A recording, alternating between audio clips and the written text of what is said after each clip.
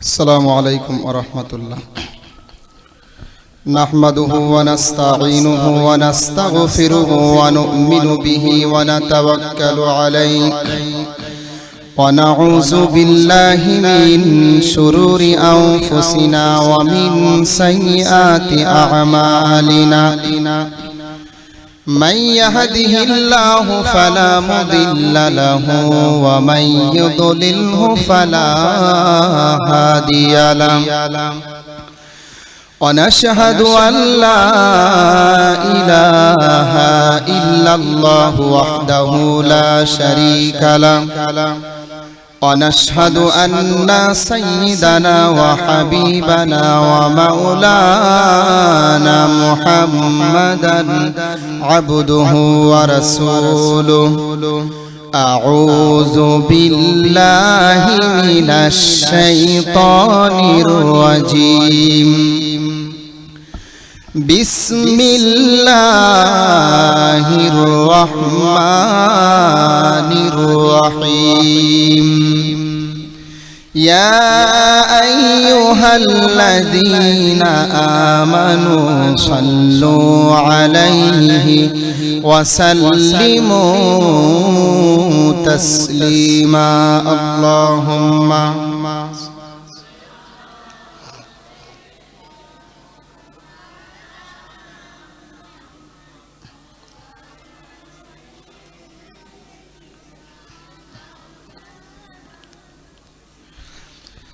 তুমি ছাড়া কেউ নেই মালিক বলে তারে ডাকবো।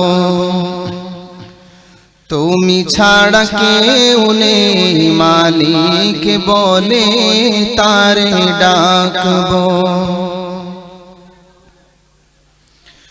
তুমি ছাড়া কেউ নেই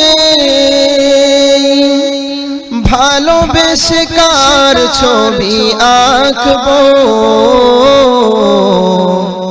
তুমি ছাড়া কেউ নেই মালিক বলে তারে ডাকবো। তুমি ছাড়া কেউ নেই মালিক বলে তারে ডাকবো। তাই তো সারাক্ষণ ডাকি তোমারে,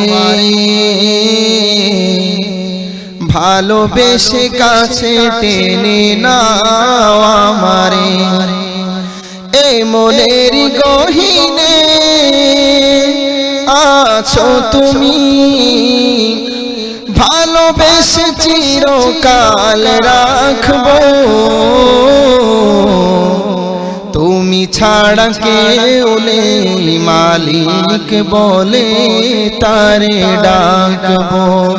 তুমি ছাড়া কেউ নেই মালিক বলে তারে ডাকবো। আপনারা কেমন আছেন? আলহামদুলিল্লাহ ভালো আছেন নাকি? যাক আলহামদুলিল্লাহ। আমি যেখানেই যাই শুরুতে ভালো মন্দ জিজ্ঞাসা করি। এই যে লাস্টে যে আওয়াজগুলো বাজছে না বারবার, এইগুলো বন্ধ করে দেখেন আওয়াজটা একটু বাঁচানো যায় কিনা। এই যে ধাক্কা খাচ্ছে, এটা একটু কমান। আমি যেখানেই যাই শুরুতে ভালো মন্দ জিজ্ঞাসা করি। তো ভালো মন্দ জিজ্ঞাসা করার মাধ্যমে এলাকার মানুষ সুন্নত প্রেমিক নাকি শুধু নামে মাত্র মুহাম্মদ সাল্লাল্লাহু আলাইহি ওয়াসাল্লামকে ভালোবাসে কিন্তু কাজে করবে না, এটা বুঝতে পারি। অধিকাংশ জায়গা থেকে মনে করেন ভালো মন্দ জিজ্ঞাসা করলে ভালো আছি, বিরাট ভালো আছি, বিশাল ভালো আছি, কিন্তু ভালো মন্দ জিজ্ঞাসা করলে আলহামদুলিল্লাহ বলতে হয়। এতটুকু যোগ্যতা সবার নেই, ঠিক না? আচ্ছা আপনারা একটু এগিয়ে আসলে ভালো হয়। এই যে ছড়িয়ে ছিটিয়ে বসে আছেন, এটা কেমন কেমন লাগে? বক্তাদের খুব সমস্যা হয়ে যায়। এই জন্য ছড়িয়ে ছিটিয়ে না থেকে মোটামুটি একটু সামনে সরে আসেন, জায়গাগুলো পূর্ণ করেন, ভালো লাগবে। দেখেন বিশ্বনবী মুহাম্মদ সাল্লাল্লাহু আলাইহি ওয়াসাল্লামের ছোট্ট ছোট্ট সুন্নাত আছে, সেগুলো যদি আমরা আমাদের জীবনে ফলো করি তাহলে অনন্য মানুষ হয়ে উঠবো আমরা। ছোট্ট ছোট্ট সুন্নাত। আপনি ভবিষ্যতে কিছু করতে চাইছেন, আপনি আগামীতে কিছু একটি করবেন, কি বলতে হয় বলেন তো? ইনশা আল্লাহ। আপনি ভবিষ্যতে কিছু করতে চাইছেন, বলতে হবে ইনশা আল্লাহ। মনে করেন আপনাকে কেউ কিছু উপহার দিল, আপনি জবাবে কি বলবেন বলেন না? কেউ আপনাকে কিছু দিল, তাকে দোয়া দিতে হয় না? জাযাকাল্লাহু খায়র, অথবা শুধু জাযাকাল্লাহ দোয়া দিয়ে দিলেন। তো যাই হোক, এগুলো আমাদেরকে শিখতে হবে। এখন আমরা অনেকেই এমন আছি, মুখে দাবি করি যে আল্লাহর নবীকে আমরা ভালোবাসি এবং কাজে কর্মেও আমরা আমল করার চেষ্টা করি রাসূলের সুন্নাতগুলো, তাই না? আবার অনেকে আছে শুধুমাত্র মুখে দাবি করি আমরা যে নবীকে ভালোবাসি, নবীর জন্য আমরা বুকের তাজা রক্ত দিয়ে দেব, অথচ মুহাম্মদ সাল্লাল্লাহু আলাইহি ওয়াসাল্লামের একটা সুন্নাত তার মাথা থেকে পা পর্যন্ত দেখলে পাওয়া যাবে না। তো যাই হোক, আমি আমার আলোচনার বিষয় শুরু করব। এর আগে বলি, যারা এখনো পর্যন্ত এখানে আসতে পারেননি, আওয়াজ শুনছেন দূর থেকে, যাব সময় এখনো আছে না, এমনটি করিয়েন না। এখানে এসে বসে পড়েন, কারণ অনেক টাকা পয়সা খরচ করে এই জলসা কায়েম করা হয়েছে বড় আশা নিয়ে, যে এখানে গার্জিয়ান যারা আছে তারা আসবে, এরপরে গ্রামের যারা বাসিন্দা আছে তারাও আসবে, এসে বসবে, বাচ্চাদের প্রদর্শনীমূলক অনুষ্ঠানগুলো দেখবে, একটা আশা থাকে মাদ্রাসা কর্তৃপক্ষের। এই জন্য আমি বলবো যে যারা আওয়াজ শুনছেন একটু অবশ্যই আসবেন। মাইকের এই যে ইকোটা একটুখানি দেবেন, কারণ ওতে না দিলে আমাদের সমস্যা হয়, কণ্ঠে পড়ে গেলে সমস্যা হয়ে যাবে। যাই হোক, আমরা যারা আসতে পেরেছি সকলেই একবার প্রাণ খুলে বলি আলহামদুলিল্লাহ।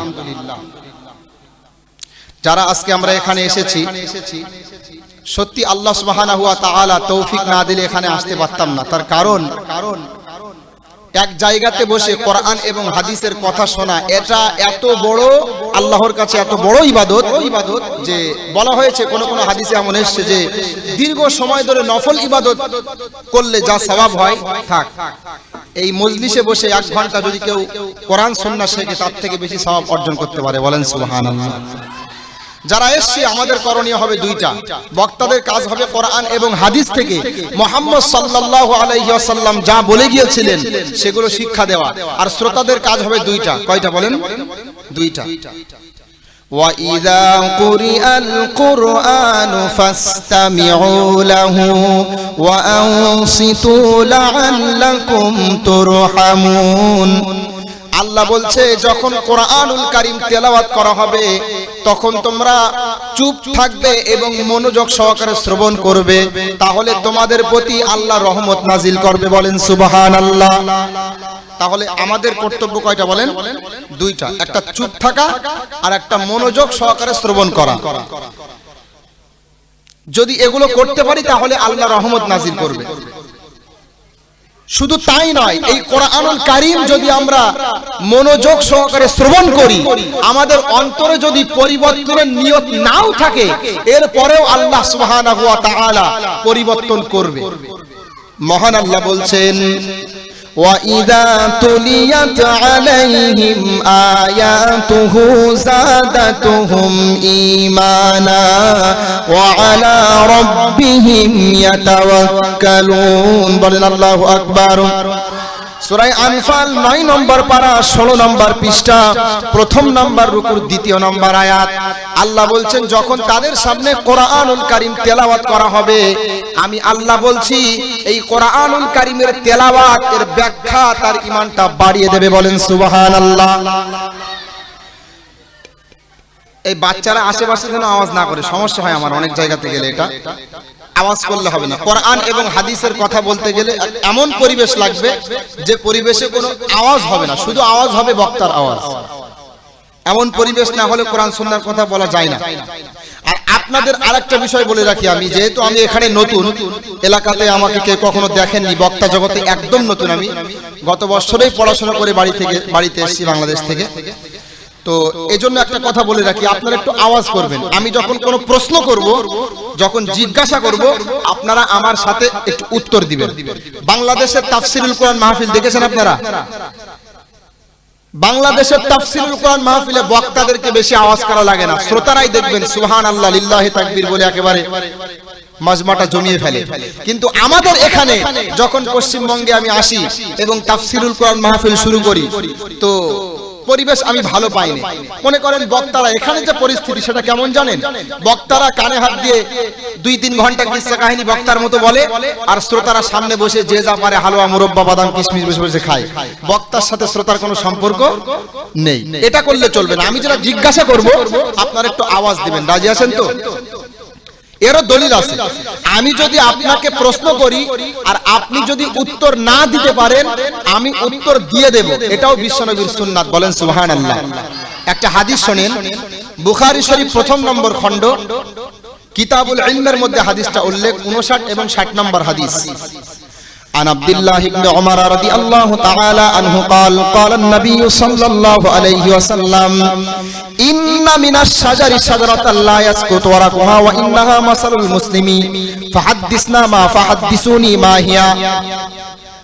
হযরতে আব্দুল্লাহ বিন উমর রাদিয়াল্লাহু তাআলা আনহু তিনি বলছেন, আল্লাহর নবী মুহাম্মদ সাল্লাল্লাহু আলাইহি ওয়াসাল্লাম সাহাবায়ে কেরামকে প্রশ্ন করলেন, ওগো আমার সাহাবারা তোমরা বলো, গাছ সমূহের মধ্যে এমন একটা গাছ আছে যেই গাছটা মুমিন ব্যক্তির সাথে সম্পর্ক রাখে এবং ওই গাছের পাতা ঝরে না।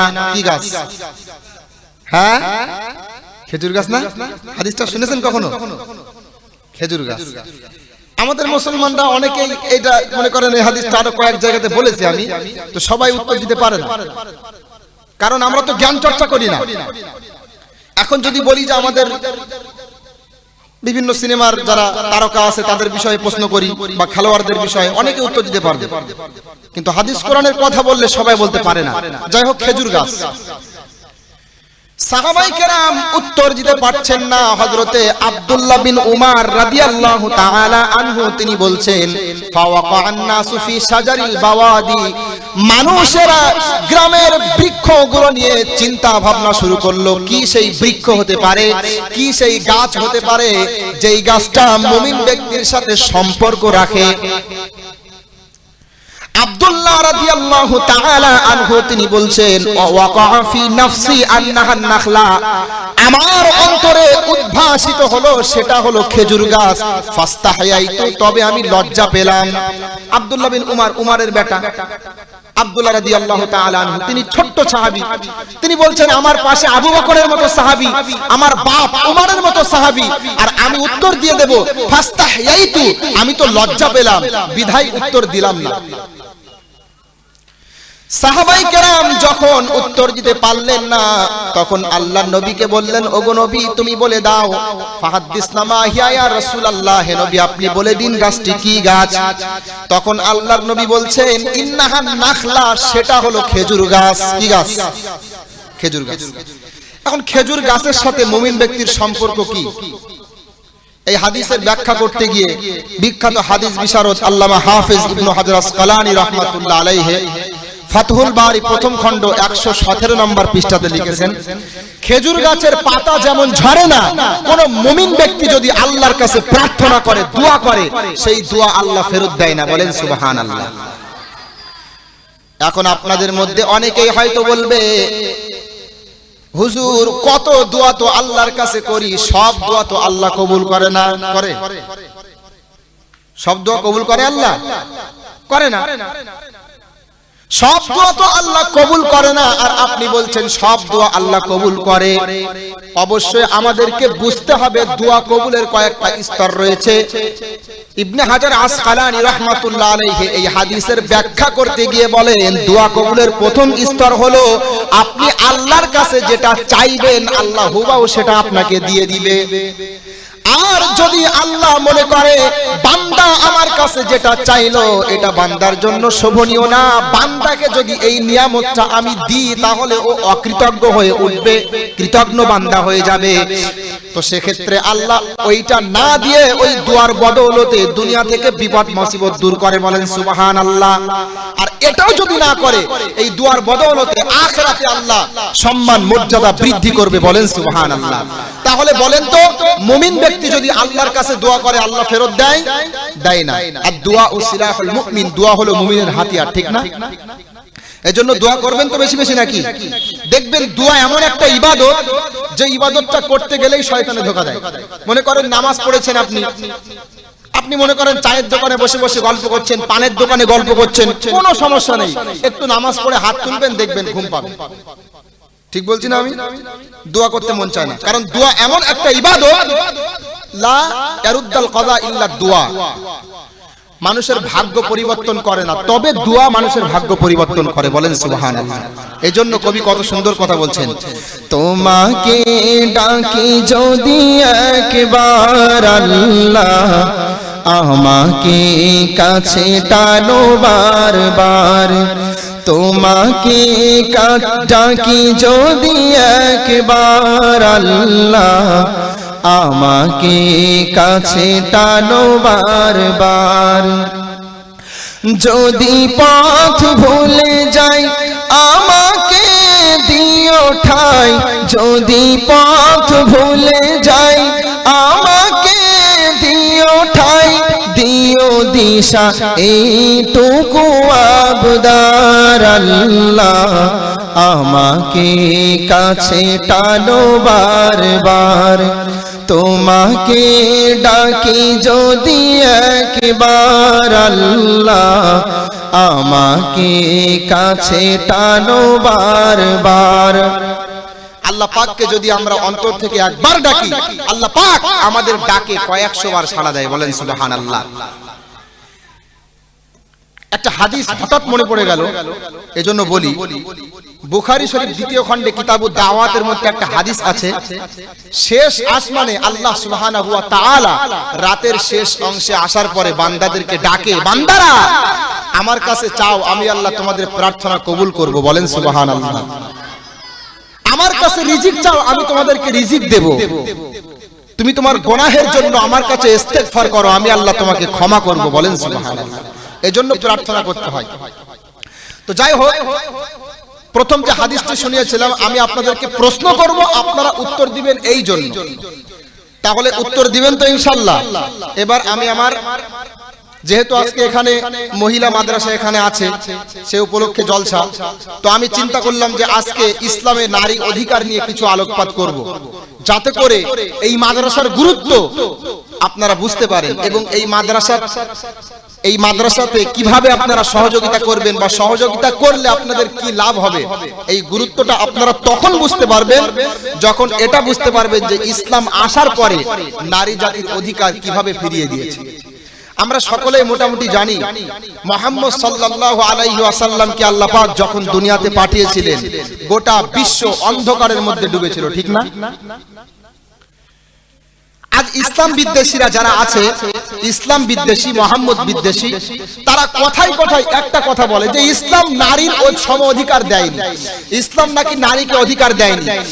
শুধু ওই যে পর্দা, মেয়েদেরকে আমরা বোরকার মধ্যে রাখি, হেজাব করতে বলি, তো এক্ষেত্রে তারা বলে থাকে ইসলাম নারী জাতির অধিকার দেয়নি, নারী স্বাধীনতা হরণ করেছে ইসলাম, তাদেরকে প্যাকেটের মধ্যে আবদ্ধ করেছে, এই জাতীয় বিভিন্ন কথা বলে।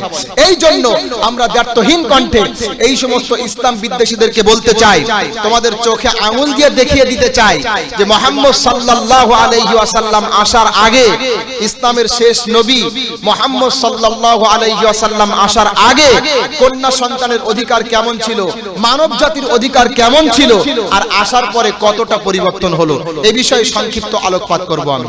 প্রথমে দেখেন নারী অধিকার। নারী অধিকারের বিভিন্ন লাইন রয়েছে, এর মধ্যে প্রথম যেটা, এই কন্যা সন্তানের দুনিয়াতে বেঁচে থাকার অধিকার আল্লাহ রাসূল আসার আগে ছিল না, জানেন আপনারা? কারোর বাড়িতে যদি কন্যা সন্তান জন্মগ্রহণ করত, অনেক সময় জীবন্ত কবর দিয়ে দিত, জানেন আপনারা? জানেন? নিশ্চয় শুনেছেন যে কন্যা সন্তান যেই বাড়িতে আসতো, তাদের বাড়িতে একটা শোকের ছায়া নেমে আসতো এবং অনেক সময় জীবন্ত কন্যা সন্তানকে হত্যা করত। এই ইতিহাস সাক্ষী আছে।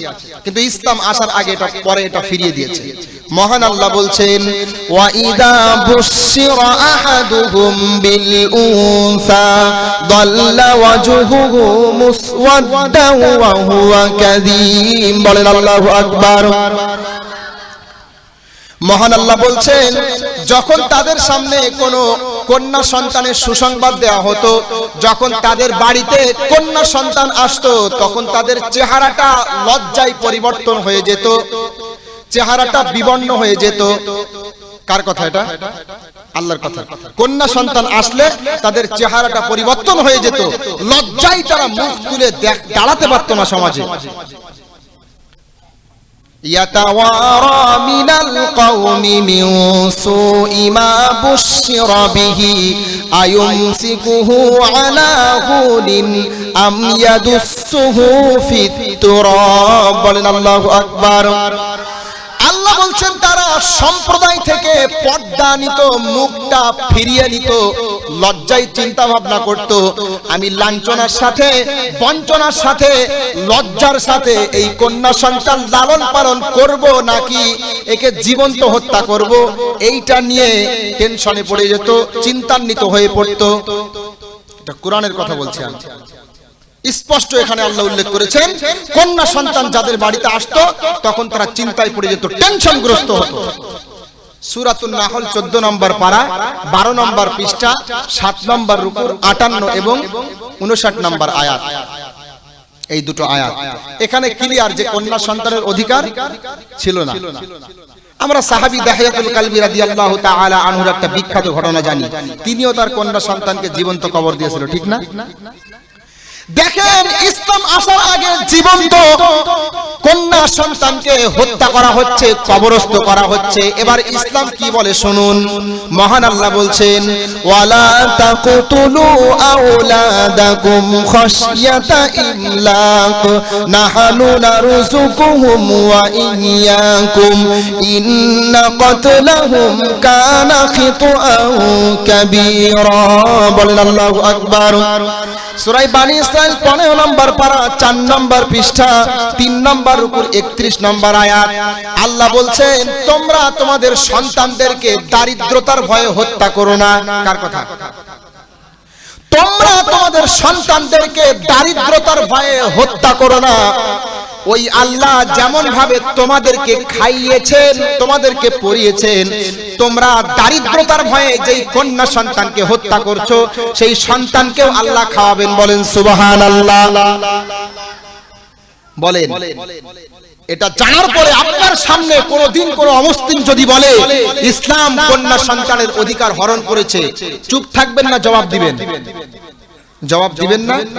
দিতে হবে। ইতিহাস সাক্ষী, আমি শুধু কোরআন থেকে বলছি তা না, ইতিহাস সাক্ষী আছে যে কন্যা সন্তানের অধিকার ছিল না। তাহলে যেই ইসলাম আসার আগে কন্যা সন্তানদের বেঁচে থাকার অধিকার ছিল না, সেই ইসলাম কন্যা সন্তানের বেঁচে থাকার অধিকার ফিরিয়ে দিল। এর থেকে বড় অধিকার আর কি হতে পারে?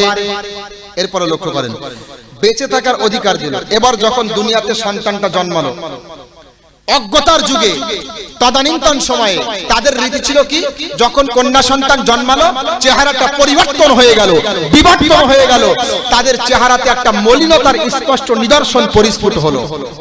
কিন্তু ইসলাম কি বলে?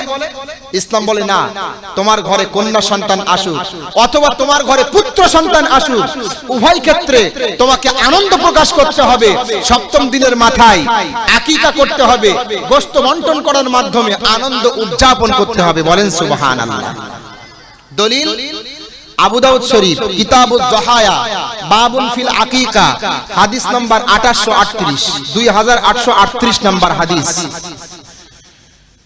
عن أبي الدرداء رضي الله تعالى عنه قال قال النبي صلى الله عليه وسلم عن أبي الدرداء رضي الله تعالى عنه قال قال النبي صلى الله عليه وسلم تذبح عنه يوم السابع ويحلق رأسه ويدمى ولكن المحفوظ ويسمى أو كما قال عليه السلام।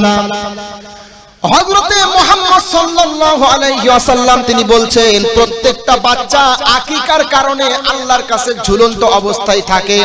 যখন সপ্তম দিনের মাথা হয়ে যাবে, সপ্তম দিনের মাথায় তাদের জন্য আকীকা করতে হবে এবং তাদের জন্য সুন্দর নাম রাখতে হবে, মাথা মুন্ডন করতে হবে। কার কথা? রাসূলের কথা। আচ্ছা বলেন তো, এই যে আকীকার বিধান, এটা কি শুধু পুত্র সন্তানের জন্য নাকি কন্যা সন্তানের জন্য? এখানে একটা মাসআলা আমি বলতে চাই, আকিকা করা যেমন সুন্নাত, এটা আমাদের সমাজে পালিত না। দেখেন বহু সুন্নাত আমাদের সমাজ থেকে মারা গিয়েছে, কিন্তু আমাদের বক্তারা এ সম্পর্কে সচেতন নয়, বিধায় এই সুন্নাত সম্পর্কে মুখ খোলে না। এর জন্য আমি বলতে চাই বহু সুন্নাত আমাদের সমাজে মারা গেছে। এর মধ্যে একটা অন্যতম সুন্নাত হলো সপ্তম দিনের মাথায় আকিকা করা। এখন দেখবেন সপ্তম দিনের মাথায় অনেকেই করে না, 21 দিনের মাথায় করে, 14 দিনে। আমি হবে না বলছি না, কিন্তু সুন্নাত এবং অকাট্য সুন্নাত, যে সুন্নাতের কোনো বিকল্প নেই, সেটা হলো সপ্তম দিনের মাথায়। ঠিক না বেঠিক?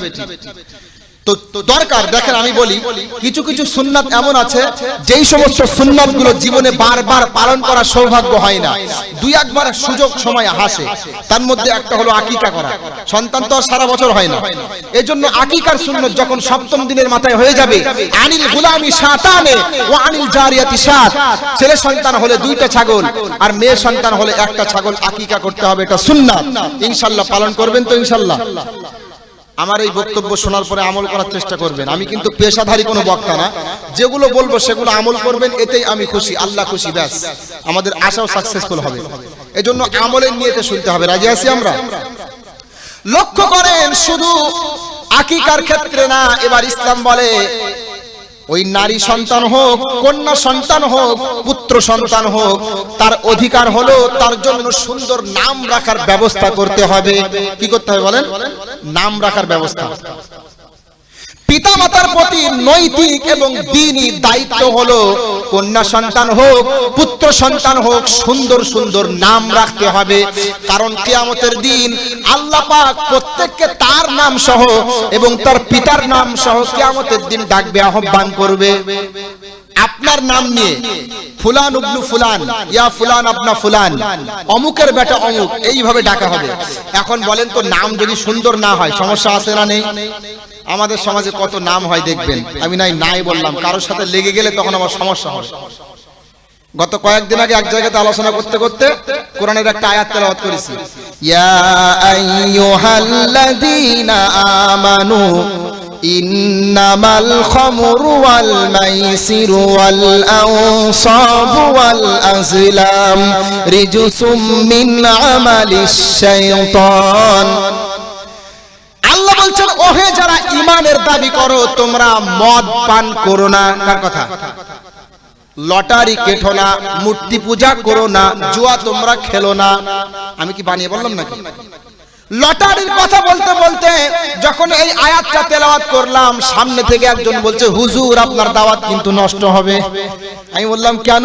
এই যে বাড়িওয়ালা যে জলসাটা দিয়েছে, এই বাড়িওয়ালা যে বিল্ডিংটা উদ্বোধন করার জন্য জলসা দিয়েছে, এটাই লটারির টাকায় তৈরি।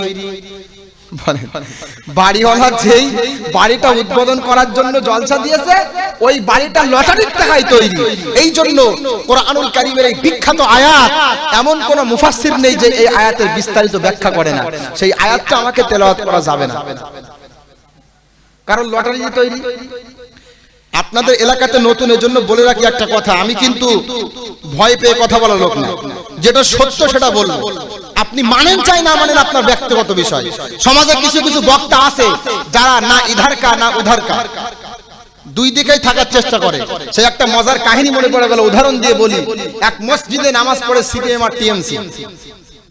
মসজিদ থেকে নামাজ পড়ে বাহির হয়েছে একটা ইঁদুরের গর্ত, একটা ইঁদুর গর্তের ভিতরে মুখ পুরে লেজটা বাহির করে রেখেছে। টিএমসির লোক বলছে এটা সুসো, আর সিপিএম এর লোক বলছে এটা ইঁদুর। এই নিয়ে গন্ডগোল, বিচার দিয়েছে ইমাম সাহেবের কাছে। ইমাম সাহেব চিন্তা করছে, হায় রে, যদি আমি বলি ইঁদুর তাহলে টিএমসি রামাইনে বন্ধ করবে, আর যদি আমি বলি ছুসো তাহলে সিপিএমরা বন্ধ করবে। অনেক চিন্তা ভাবনা করার পরে বলছে এটা পুরোপুরি ইঁদুরও না, আবার পুরোপুরি সুসো না, এটা ইঁদুর মার্কা সুসো। বলেন ইঁদুর মার্কা সুসো হয়? নো, যেটা সঠিক কথা সেটা বলতে হবে। মানুষ অ্যাকসেপ্ট করুক চাই না করুক, এটা তাদের ব্যাপার, তাই না? আমাকে সত্য কথা বলতে হবে। এজন্য সত্য কথা বলতে কি, আমাদের সমাজে যারা আমরা নাম রাখি, আমাদের সমাজে কিন্তু অনেক নাম এমন রয়েছে যে নামগুলো আসলে ইসলামের কোনো নাম না। আমাদের সমাজে একজনের নাম রয়েছে অসীম। অসীম কে বলেন তো? অসীম তো আল্লাহ। অসীম যার কোনো সীমা নেই, এটা কে? আল্লাহ, তো অসীম বান্দা হয় কিভাবে? তো যাই হোক, অনেক ভুল নাম আছে, এগুলো চেঞ্জ করতে হবে। আবু দাউদ শরীফ কিতাবুল আদাব শিষ্টাচার অধ্যায় হাদিস নম্বর 4948 নম্বর হাদিস। عن أبي الدرداء رضي الله تعالى عنه قال قال النبي صلى الله عليه وسلم إنكم تدعون يوم القيامة بأسمائكم وبأسماء آبائكم فأحسنوا أسماءكم। হযরতে আবু দারদা রাদিয়াল্লাহু তাআলা আনহু তিনি বলছেন, বিশ্ব নবী মুহাম্মদ সাল্লাল্লাহু আলাইহি ওয়াসাল্লাম তিনি বলছেন, কিয়ামতের দিন তোমাদের প্রত্যেককে তাদের নাম সহ এবং তার পিতার নাম সহ কিয়ামতের দিন ডাকা হবে। সুতরাং তোমরা ফাহসিনু আসমাআকুম, তোমরা তোমাদের নামগুলো সুন্দর সুন্দর করো। কার কথা? রাসূলের কথা। সুন্দর সুন্দর নাম রাখতে হবে। আচ্ছা, সুন্দর নাম কোনগুলো? সুন্দর নাম তো অনেক রয়েছে, এর মধ্যে সর্বোৎকৃষ্ট নাম হলো আব্দুল্লাহ, আব্দুর রহমান।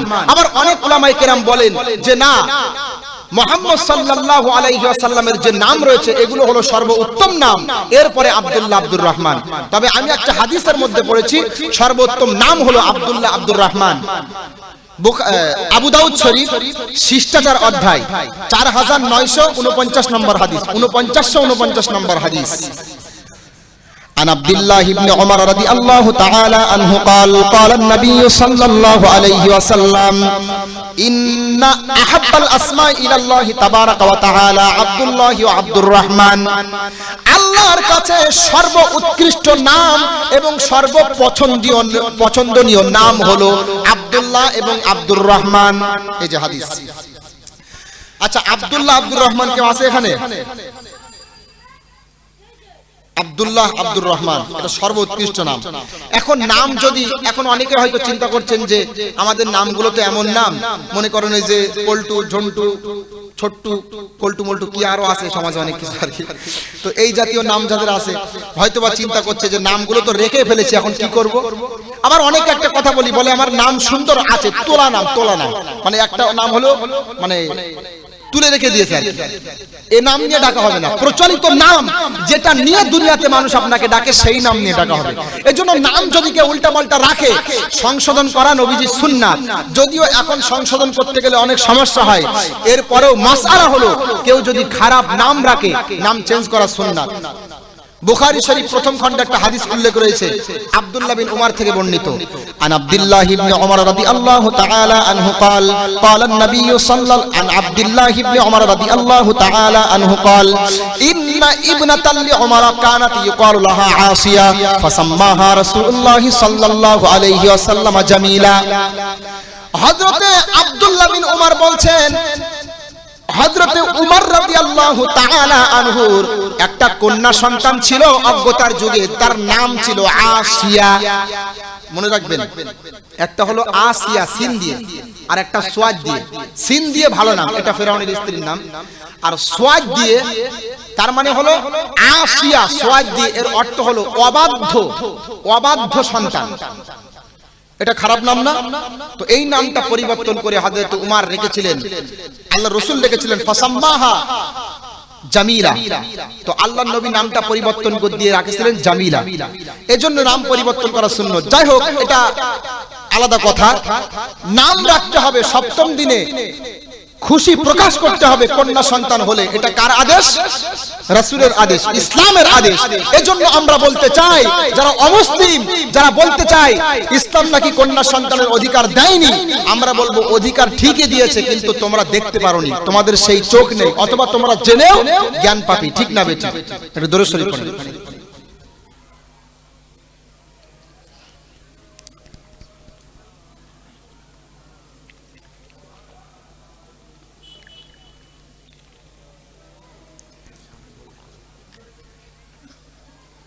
একটু এগিয়ে আসেন তো আপনারা, একটু এগিয়ে আসেন, আপনারা একটু এগিয়ে আসেন, আলোচনা করতে সুবিধা হবে, জায়গাটা পূর্ণ করেন। এই গানে সুর তোমারি গেয়ে যাব মনে প্রাণে, হৃদয়ের সব সুর তোমারি, গেয়ে যাব এ জীবনে। ওগো প্রভু রহমান, তুমি যে দয়ার সাগর, এই গানে সুর তোমারি, গেয়ে যাব মনে প্রাণে, হৃদয়ের সব সুর তোমারি, গেয়ে যাব এ জীবনে। ফাঁকা জায়গা পূরণ করবেন, আর যারা এখনো এদিক ওদিকে ঘুরছেন তাড়াতাড়ি চলে আসুন। শিল্পীর সুরে সুরে তোমারি গান, মাধুরী মিশিয়ে হয় যে গাওয়া, পাখিদের সুরে সুরে তোমারি গান, বাতাসের তানে তানে যায় যে পাওয়া। ওগো প্রভু রহমান, তুমি যে দয়ার সাগর, এই গানে সুর তোমারি, গেয়ে যাব মনে প্রাণে।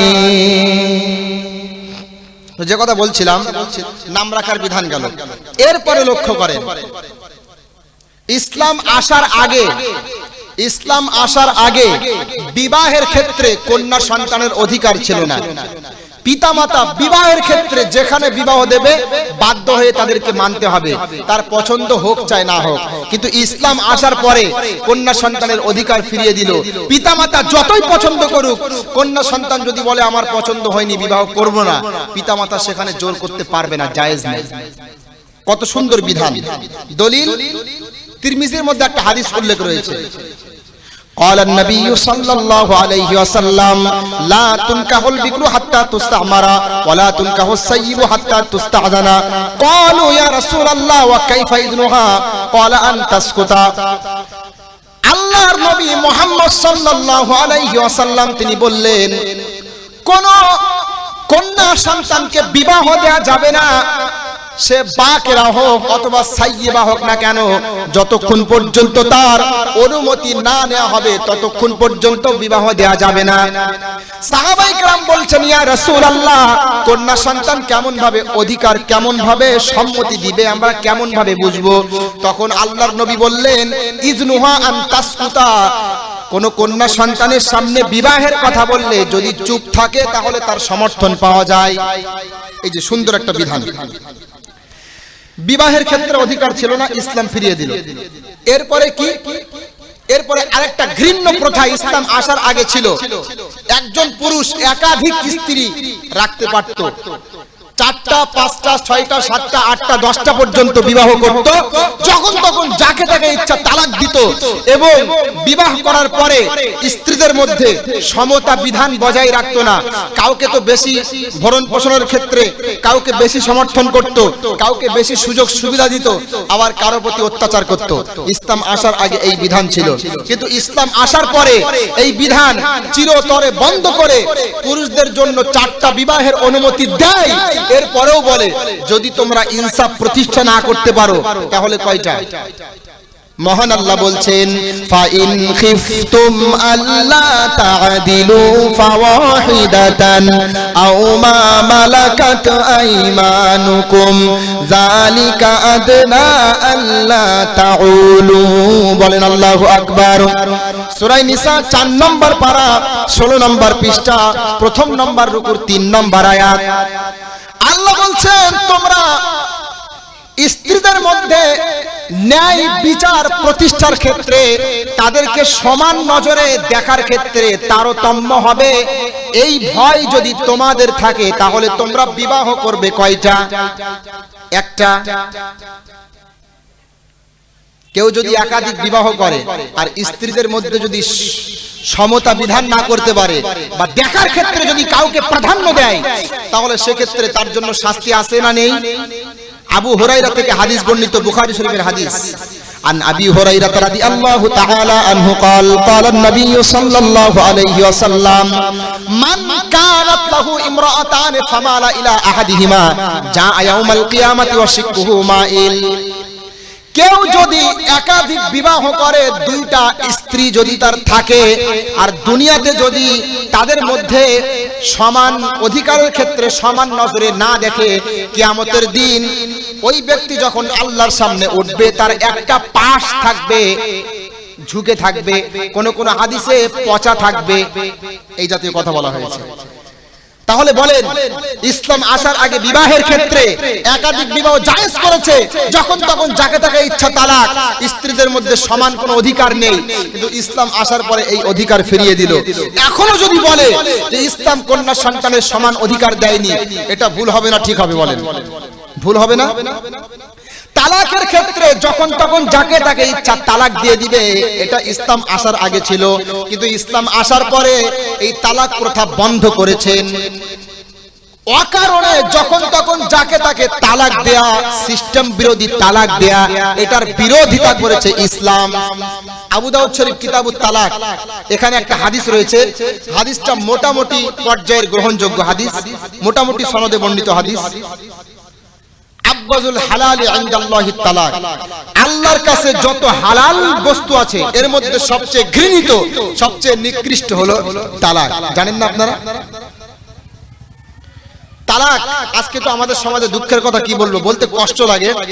আজকে আমাদের সমাজে তালাকটা অত্যন্ত সহজলভ্য হয়ে গেছে। মদ পান করে বাড়িতে এসে স্ত্রীর সাথে ছোটখাটো বিষয় নিয়ে ঝগড়া, 3 তালাক। ঠিক না? এটা কি ইসলামের সিস্টেম? কোনো প্রথমত আপনি তালাক দিবেন কেন? যদি কোনো পুরুষ যদি একবার ভাবে যে যাকে আমি বিবাহ করে বাড়িতে আনলাম আমার স্ত্রী, সে তো আমার জন্য তার মাতৃভূমি ত্যাগ করেছে, তার পিতামাতা সবার সাথে সম্পর্ক শেষ করে আমার কাছে এসছে, আমার উপরে নির্ভরশীল সে, তাহলে তাকে আমি কেন ক্ষমা করব না? তাকে কেন তালাক দেব আমি? বা তাকে যদি আমি তালাক দিই তার অবস্থাটা কোন পর্যায়ে যাবে? এইভাবে যদি একবার ভাবে, তাহলে আমার মনে হয় কোনো স্বামী তালাক দেবে না। ইসলাম কিন্তু তালাক দেওয়ার প্রতি উদ্বুদ্ধ করে না, বিশ্বাস করেন? আল্লাহ তালাক দেওয়ার প্রতি উদ্বুদ্ধ করে না। একটা অপশন রেখেছে বটে, কিন্তু আল্লাহ পাক বলে স্ত্রী যদি তোমার সাথে অসৎ ব্যবহার করে, স্ত্রী যদি কোনো ভুল ত্রুটি করে, তাহলে তুমি তাকে ক্ষমা করবে। বলেন সুবহানাল্লাহ। মহান আল্লাহ বলছেন, ওয়াআশিরুহুন্না বিল মা'রুফ ফাইন কারিহতুমুহুন্না শাইআন ওয়া ইয়াজআলাল্লাহু ফীহি খায়রান কাসীরা। সূরা নিসা 4 নম্বর পারা 17 নম্বর পৃষ্ঠা, প্রথম নম্বর রুকুর 7 নম্বর আয়াত।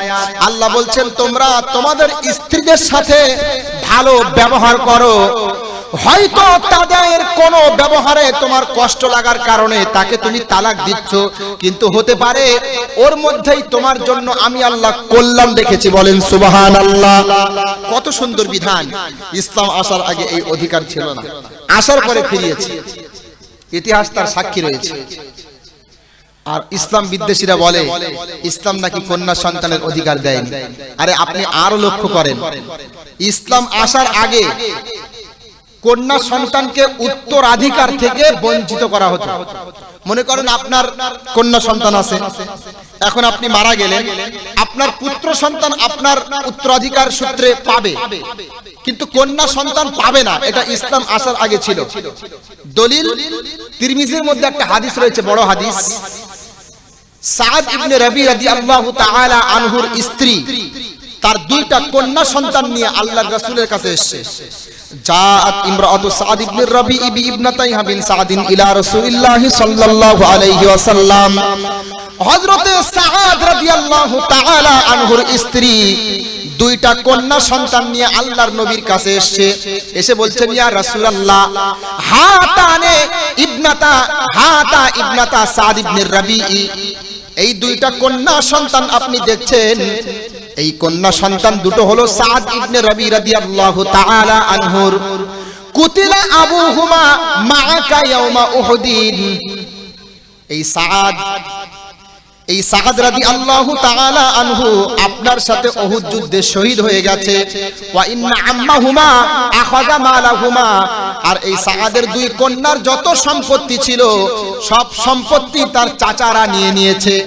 মানে সাআদ ইন্তেকাল করেছে উহুদের যুদ্ধে, সাআদের যে সম্পদগুলো ছিল সেগুলো নিয়ে নিয়েছে এই কন্যা সন্তানের চাচারা, মানে সাআদের ভাইরা নিয়ে নিয়েছে। তাই হযরত সাআদ রাদিয়াল্লাহু তাআলা আনহু তার কন্যা সন্তান দুটোকে নিয়ে আল্লাহর নবীর কাছে এসে বলছে, ইয়া রাসূলুল্লাহ, কন্যা সন্তানরা তো তাদের সম্পদ তো সব নিয়ে নিয়েছে এদের চাচারা, এখন যদি সম্পদ না থাকে তা এই দুইটা কন্যা সন্তানকে আমি বিবাহ দিতে পারবো না, আপনি বিচার করে দিন, আপনি ফয়সালা করুন। এই হাদিসটা আমরা শুনলাম, শুনে কি বুঝলাম? ইসলাম আসার আগে কন্যা সন্তানের অধিকার ছিল, উত্তরাধিকার সূত্রে বঞ্চিত করা হতো না তাদেরকে। হাদিস তার স্পষ্ট প্রমাণ। হাদিস যখন আল্লাহর নবীর কাছে যখন এই ঘটনা বর্ণনা করলো, তখন আল্লাহর নবী বললেন, অবশ্যই অবশ্যই আল্লাহ এর বিচার করবে, অবশ্যই অবশ্যই আল্লাহ এর ফয়সালা করবে। আয়াত নাজিল হয়ে গেল, সূরাতুন নিসার মধ্যে উল্লেখ, উত্তরাধিকার সংক্রান্ত আয়াত নাজিল হয়ে গেল। ইউসিকুমুল্লাহু ফি আওলাদিকুম লিযযাকারি মিসলু হাযযিল উনসায়াইন। বলেন আল্লাহু আকবার। সূরা নিসা 4 নম্বর পারা 18 নম্বর পৃষ্ঠা 2 নম্বর রুকুর 11 নম্বর আয়াত। আল্লাহ বলছেন, আল্লাহ তোমাদের সন্তান সন্ততির ব্যাপারে তোমাদেরকে উপদেশ করেছেন, তোমাদের কন্যা সন্তানরা যা পাবে তার ডবল পাবে পুত্র সন্তানরা। কার কথা? আল্লাহর কথা। উত্তরাধিকার সূত্রে বঞ্চিত হতো, ইসলাম আসার পরে বলল না, কন্যা সন্তানরা একেবারে বঞ্চিত হবে না, তারাও একটা অংশ পাবে। তবে এই আয়াতেও আবার প্রশ্ন, যারা ইসলাম বিদ্বেষী এই আয়াতেও তারা প্রশ্ন করে, এই আয়াতটাকে সামনে রেখে। আয়াতে মহান আল্লাহ বলছেন, ইউসিকুমুল্লাহু ফি আওলাদিকুম লিযযাকারি মিসলু হাযযিল উনসায়াইন।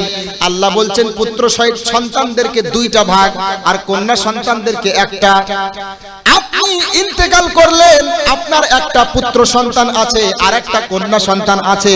যদি আপনি 3 লক্ষ টাকা দুনিয়াতে রেখে যান, 2 লক্ষ পাবে পুত্র সন্তান, 1 লক্ষ পাবে কন্যা সন্তান। ঠিক না বেঠিক? এই যে প্রশ্ন, এটাই নাকি আপত্তি? ইসলাম অধিকার দিয়েছে, অনেকে অস্বীকার করে না, বলে হ্যাঁ ইসলাম তো অবশ্যই কন্যা সন্তানের অধিকার দিয়েছে, তবে সম অধিকার দেয়নি, নারীদেরকে কম দিয়েছে আর পুত্রদেরকে বেশি দিয়েছে। আচ্ছা একটা কথা বলি, আপনারা বলবেন, আমি যদি কোন ধর্মীয় গ্রন্থ সম্পর্কে মন্তব্য করি, সেই ধর্মগ্রন্থ সম্পর্কে আমার জ্ঞান থাকা লাগবে না লাগবে না? আমি যদি খ্রিস্টানদের ধর্মগ্রন্থ সম্পর্কে কোনো মন্তব্য করি, তাহলে অবশ্যই অবশ্যই তাদের ধর্মীয় গ্রন্থ সম্পর্কে জ্ঞান থাকতে হবে। যদি না থাকার পরেও সমালোচনা করি তাহলে এটা হবে খেয়ানত। ঠিক না বেঠিক? হিন্দুদের ধর্মগ্রন্থ নিয়ে যদি আমি কোনো আলোচনা করতে যাই, সমালোচনা করি, তাহলে তাদের ধর্মগ্রন্থ সম্পর্কে অবশ্যই আমাকে জ্ঞান থাকতে হবে। এখন বলেন তো, আমাদের কোরআন নিয়ে কেউ যদি কোনো মন্তব্য করে, এই কোরআন সম্পর্কে তার জ্ঞান থাকা লাগবে না লাগবে না? অবশ্যই লাগবে। পশ্চিমবঙ্গের জমিনে আজ থেকে 3 বছর আগে 2 জন শিক্ষিত শয়তান, অমুসলিমদের মধ্যে 2 জন শিক্ষিত শয়তান, তারা বই লিখেছে, মুহাম্মদ সাল্লাল্লাহু আলাইহি ওয়াসাল্লাম ইনি কোন সত্য নবী না, ইনি একটা শয়তান। রাতের বেলায় তার একটা শয়তান বন্ধু ছিল, তার নাম আল্লাহ, তার কাছে যাই আরবিতে প্রবাদ বাক্য শিখে আসে, সকাল বেলায় আল্লাহর নামে চালিয়ে দেয়, বলে আমি সৃষ্টিকর্তার পক্ষ থেকে পেয়েছি। এ মুহাম্মদ একটা কাজ্জাব। বলেন নাউযুবিল্লাহ। আমরা বলতে চাই, কোরআন সম্পর্কে কোনো মন্তব্য করতে গেলে অবশ্যই অবশ্যই জ্ঞান থাকতে হবে। যদি আপনি বলেন এই কোরআনুল কারীম মুহাম্মদের বানানো, তাহলে আমি বলি বাপেরও বাপ থাকে। ঠিক না বেঠিক? মুহাম্মদ তো মানুষ, তিনি যদি কোরআন লিখতে পারে তাহলে তদানীন্তন সময়ে বড় বড় কবি সাহিত্যিক আরবে ছিল, তাদেরকে তো মোহাম্মদ চ্যালেঞ্জ করেছিল, এই সূরার মতো একটা সূরা তোমরা লিখে দেখাও, বলেনি? মহান আল্লাহ বলছেন, ওয়া ইন কুনতুম ফি রাইবিম মিম্মা নাযালনা আলা আবদিনা ফাতু বিসূরাতিন মিন মিসলি ওয়াদউ শুহাদাআকুম মিন দুনিল্লাহি ইন কুনতুম সাদিকিন। বলেন আল্লাহু আকবার। আল্লাহ বলছেন, যদি তোমরা কোরআনুল কারীমের ব্যাপারে সন্দিহান হয়ে থাকো, যদি তোমরা কোরআনুল কারীমের ব্যাপারে সন্দেহ পোষণ করে থাকো, তাহলে এই কোরআনুল কারীমের সূরার মতো একটা সূরা তোমরা বানিয়ে দেখাও। কার কথা? আল্লাহর কথা। কথা না বললেই নয়, যদিও বিষয়টা একটু এড়িয়ে যাচ্ছে, তারপরেও বলতে হয় বাধ্য হয়ে আমাকে। আরে মুহাম্মদ যদি নিজে বানিয়ে লেখে, তাহলে আল্লাহ চ্যালেঞ্জ করেছে গোটা আরববাসীকে, গোটা পৃথিবীর মানুষকে, এই কোরআনের ছোট্ট একটা সূরার মতো সূরা তোমরা লিখে দেখাও। আলহামদুলিল্লাহ, তদানীন্তন সময়ের বড় বড় সাহিত্যিক কবিরা পারেনি, এখনো পর্যন্ত কেউ পারেনি, আর কিয়ামত পর্যন্ত পারবে না। বলেন সুবহানাল্লাহ। ছোট্ট অবস্থাতে এই আয়াতটা যখন আমি তেলাওয়াত করতাম, তখন আমি মনে মনে বলতাম, ভালো করে আরবিতে জ্ঞান অর্জন করব, আরবিতে পিএইচডি করব, এরপরে আমি খাতা কলম নিয়ে কোরআনের মতো আরবি লিখে দেব। সমস্যা কোথায়? আমি ভাবতাম ছোটবেলায়, আল্লাহ তো বলেছে চ্যালেঞ্জ, মাথায় ঢুকতো না, ছোট্ট বেরেন। এখন বুঝতে পারি যে এটা আসলে কেমন চ্যালেঞ্জ। কোরআনের মতো কোরআন বানিয়ে দিতে হবে, তার মানে এই কোরআনুল কারীমের মধ্যে যেমন ভবিষ্যৎবাণী আছে, তেমন ভবিষ্যৎবাণী থাকা লাগবে। ঠিক না বেঠিক? কোরআনুল কারীমের মধ্যে ভবিষ্যৎবাণী রয়েছে। মহান আল্লাহ বলছেন, ইযা জাআ নাসরুল্লাহি ওয়াল ফাত ওয়া রাআইতান নাসা ইয়াদখুলুনা ফি দীনিল্লাহি আফওয়াজা। আছে না? মুহাম্মদ সাল্লাল্লাহু আলাইহি ওয়াসাল্লাম যখন মদিনাতে গেলেন, আল্লাহ রাব্বুল আলামিন মুহাম্মদের মাধ্যমে ভবিষ্যৎবাণী করলেন, নবী, যখন আপনি আল্লাহর বিজয় দেখতে পারবেন, যখন আপনি আল্লাহর সাহায্য দেখতে পারবেন, তখন দেখবেন দলে দলে মানুষ ইসলাম কবুল করছে। তার মানে এই আয়াতের মধ্যে আল্লাহ ভবিষ্যৎবাণীর সুসংবাদ দিয়েছেন, পূর্বাভাস দিয়েছেন। যেই মক্কা থেকে আপনাকে তাড়িয়ে দিয়েছে, যেই মক্কা থেকে আপনাকে লাঞ্ছিত বঞ্চিত হয়ে বেরিয়ে আসতে হয়েছে, এই মক্কার মানুষ আল্লাহর সাহায্য যখন হবে, দলে দলে ইসলামে প্রবেশ করবে। বলেন সুবহানাল্লাহ। এখন যদি ভারতবর্ষের জমিনে আমি বলি, আল্লাহর সাহায্য যখন আসবে, তখন দেখবেন এই ভারতবর্ষের কোনো অমুসলিম আর অমুসলিম থাকবে না, সবাই ইসলাম কবুল করবে। ওরা হাসবে না শুনলে?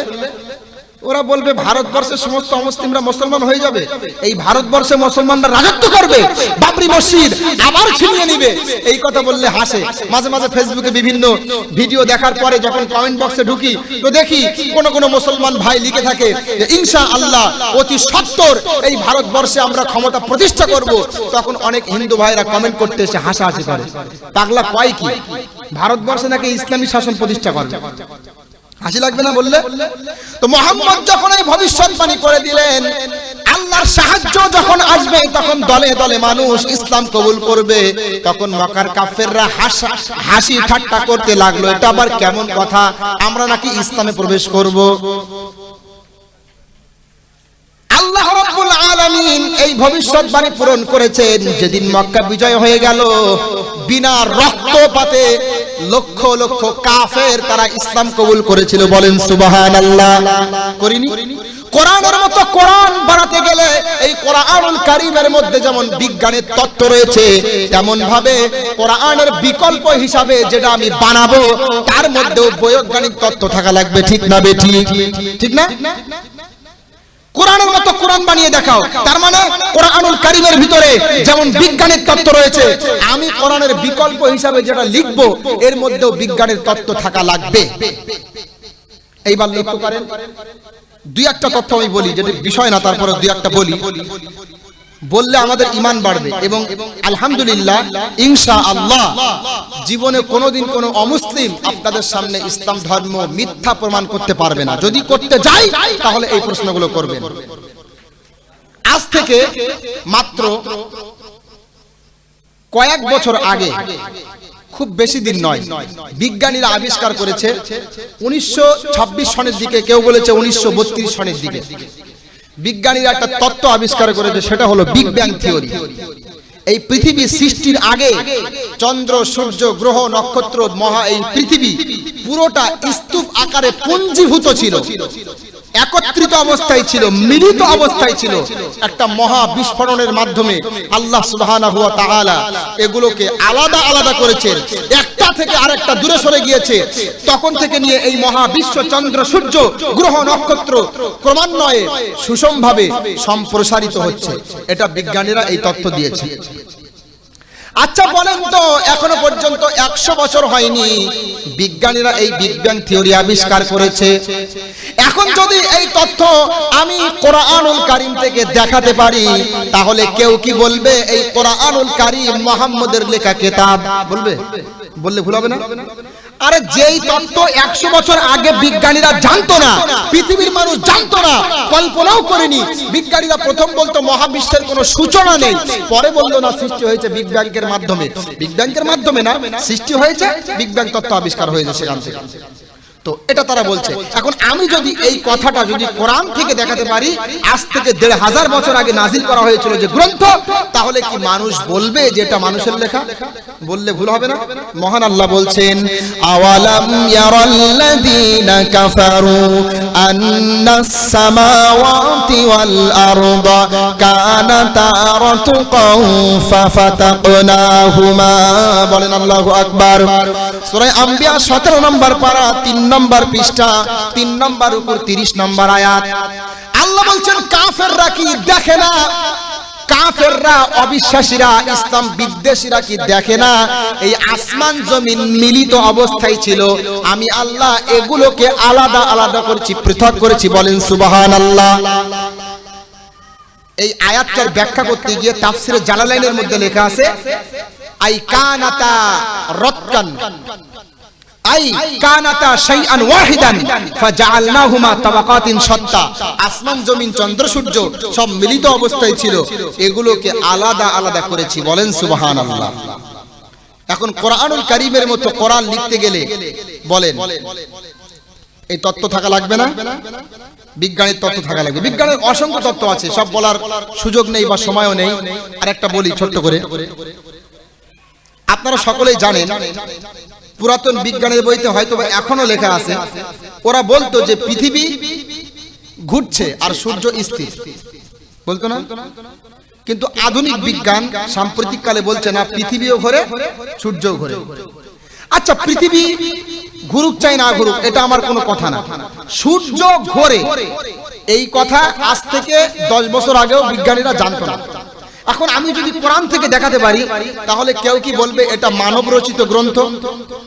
বললে ভুল হবে। মহান আল্লাহ বলছেন, ওয়া হুয়াল্লাযী খালাকাল লাইলা ওয়ান নাহারা ওয়াশ শামসা ওয়াল কমার ওয়া কুল্লুন ফি ফালাকিন ইয়াসবাহুন। সূরা আম্বিয়া 17 নম্বর পারা 3 নম্বর পৃষ্ঠা 3 নম্বর উপর 31 নম্বর আয়াত। আল্লাহ বলছেন, আমি আল্লাহ রাত সৃষ্টি করেছি, দিন সৃষ্টি করেছি, চন্দ্র সূর্য সৃষ্টি করেছি, প্রত্যেকেই আপন আপন কক্ষপথে বিচরণশীল। বলেন সুবহানাল্লাহ। এই যে সূর্য ঘোরে, কার কথা এটা? আলহামদুলিল্লাহ। বিজ্ঞানীরা মাঝে মাঝেই বলতো যে কোরআনুল কারীম ভুল, ওই বিভিন্ন তত্ত্ব দেখে বলে কোরআনুল কারীম ভুলে ভরপুর। যত দিন যাচ্ছে প্রত্যেকটা তত্ত্ব তাদের কাছে সত্য প্রমাণিত হচ্ছে। বলেন সুবহানাল্লাহ। ইনশাআল্লাহ আল্লাহ সুবহানাহু ওয়া তাআলা এই দুনিয়া ধ্বংসের আগে এই অমুসলিমদের একদিন হলেও বোঝানোর ব্যবস্থা করবেন যে এই কোরআনুল কারীম সত্য, ইনশাআল্লাহ। আল কোরআনের পথ, এই পথই আসল পথ। আল কোরআনের পথ, এই পথই আসল পথ। অন্য পথে অন্য মতে নাই যে রহমত।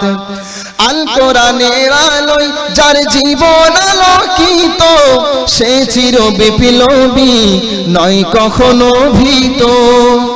আল কোরআনের আলোয় যার জীবন আলোকিত, সে চির বিপ্লবী নয় কখনো ভীত। আল কোরআনুল কারীম পেয়ে আমরা খুশি না অখুশি? খুশি তো? কোরআনুল কারীমের মহব্বতে একবার তাকবীর দেবেন, শয়তান পালিয়ে গেলে ইনশাআল্লাহ শুনতে আরো মনোযোগ লাগবে আমাদের। একবার সকলে বলুন লিল্লাহি তাকবীর, আরো জোরে লিল্লাহি তাকবীর। এই তো মাশাআল্লাহ, ঠিক আছে। মাঝে মাঝে তাকবীর দিতে হয়, দিলে একটু কি হয়, আমাদের এখানে তো বক্তারা না বললে দেয় না, বাংলাদেশে বলা লাগে, এগুলো এমনি দিয়ে দেয়। তো যাই হোক, ওই যে কথা বলছিলাম, যেখান থেকে এখানে আসলাম আর কি, যে আমাদের ধর্মীয় গ্রন্থ সম্পর্কে কোনো মন্তব্য করতে গেলে এ সম্পর্কে জ্ঞান থাকতে হবে। তো ওই যে পশ্চিমবঙ্গের 3 জন শিক্ষিত শয়তান, তারা যে বই লিখেছে, এর মধ্যে লিখেছে ইসলাম একটা জঘন্য ধর্ম, ইসলাম মানুষকে ব্যভিচারের প্রতি উদ্বুদ্ধ করে। বলেন নাউজুবিল্লাহ। তারা কোরআনুল কারীম সম্পর্কে সঠিক তত্ত্ব না জানার কারণে, কোরআনুল কারীম সম্পর্কে সঠিক ধারণা না থাকার কারণে তারা বলছে ইসলাম মানুষকে ব্যভিচারের প্রতি উদ্বুদ্ধ করে। অথচ মহান আল্লাহ বলছেন ওয়ালা তাকরাবুজ জিনা ইন্নাহু কানা ফাহিশাতাও ওয়া সাআ সাবিলা। সূরা বনী ইসরাইল 15 নম্বর পারা 4 নম্বর পৃষ্ঠা 4 নম্বর রুকুর 32 নম্বর আয়াত। আল্লাহ বলছেন তোমরা ব্যভিচারের ধারে কাছে যেও না। অবশ্যই ব্যভিচার এটা একটা অশ্লীল কর্ম, অবশ্যই এটা একটা ঘৃণ্য পন্থা। কার কথা? তাহলে ব্যভিচারের ধারে কাছে, শব্দ দেখেন ওয়ালা তাকরাবুজ জিনা। এখানে আয়াত দেখলে আপনি অবাক হয়ে যাবেন।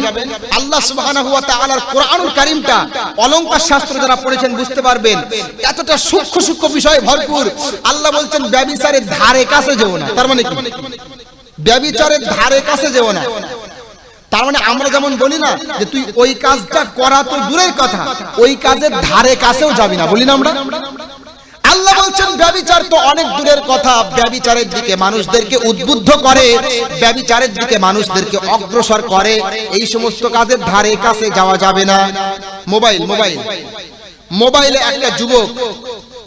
একটা যুবক যদি একটা মোবাইল অ্যান্ড্রয়েড সেট নিয়ে যদি একান্তে যায় এবং সে যদি ফেসবুক খোলার পরে উল্টাপাল্টা ছবি তার সামনে আসে, শয়তান ধোঁকা দেবে না দেবে না?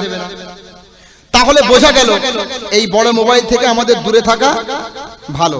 তবে এই বক্তব্য এখন চলবে না। এখন যদি আমি এই বক্তব্য দিই যে বড় মোবাইল যুবকরা ব্যবহার করবে না, তো বলবে হুজুর এখন সেই আদিম যুগের মনোভাব নিয়ে পড়ে আছে। না, আপনি যদি জান্নাত পেতে চান, আপনি যদি জাহান্নাম থেকে বাঁচতে চান, আর এই মোবাইল যদি আপনার হাতে থাকলে আপনি গুনাহ থেকে না বাঁচতে পারেন, এই মোবাইল আপনার জন্য ব্যবহার করা চলবে না। একটা হাদিস আমি আপনাদেরকে শোনাই, কিয়ামতের আগে একটা কঠিনতম হাদিস আল্লাহর নবী বলেছিলেন। আন আবি হুরায়রা রাদিয়াল্লাহু তাআলা আনহু قال قال رسول الله صلى الله عليه وسلم বাদিরু বিল আ'মালি ফিতানান কাকিতাইল লাইলিল মুসলিমি ইসবিহুর রাজুলু মুমিনান ওয়া ইউমসি কাফিরান আও ইউমসি মুমিনান ওয়া ইসবিহু কাফিরান আও কামা ক্বালা আলাইহিস সালাম।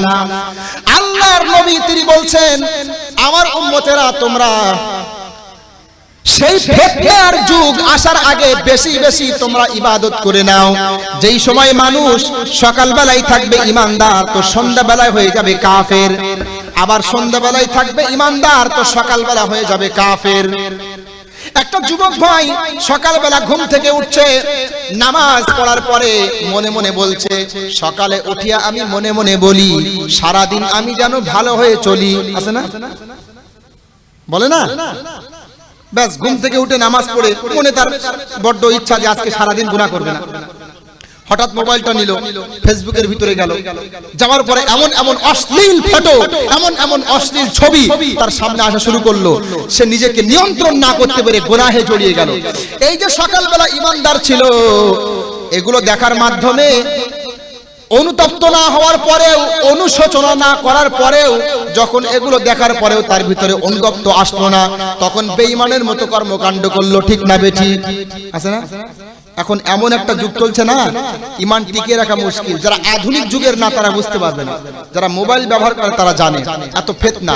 আপনি ইউটিউবে ঢুকছেন ওয়াজ শোনার জন্য, হঠাৎ করে অ্যাড চলে আসবে সামনে। ঠিক না? এমন একটা যুগে বাস করছেন।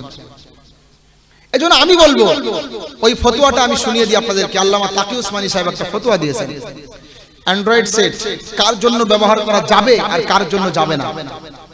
যারা সাপের বিষ নষ্ট করে তারা সাপ নিয়ে খেলাও করতে পারে, তাই না? তো যাদের ভিতরে তাকওয়া আল্লাহর ভয় রয়েছে, মোবাইল নেওয়ার পরেও সে গুনাহের কাজে লিপ্ত হবে না, তার জন্য ব্যবহার করা জায়েজ। আর যে নিজেকে নিয়ন্ত্রণ করতে পারবে না তার জন্য ব্যবহার করা ঠিক নয়।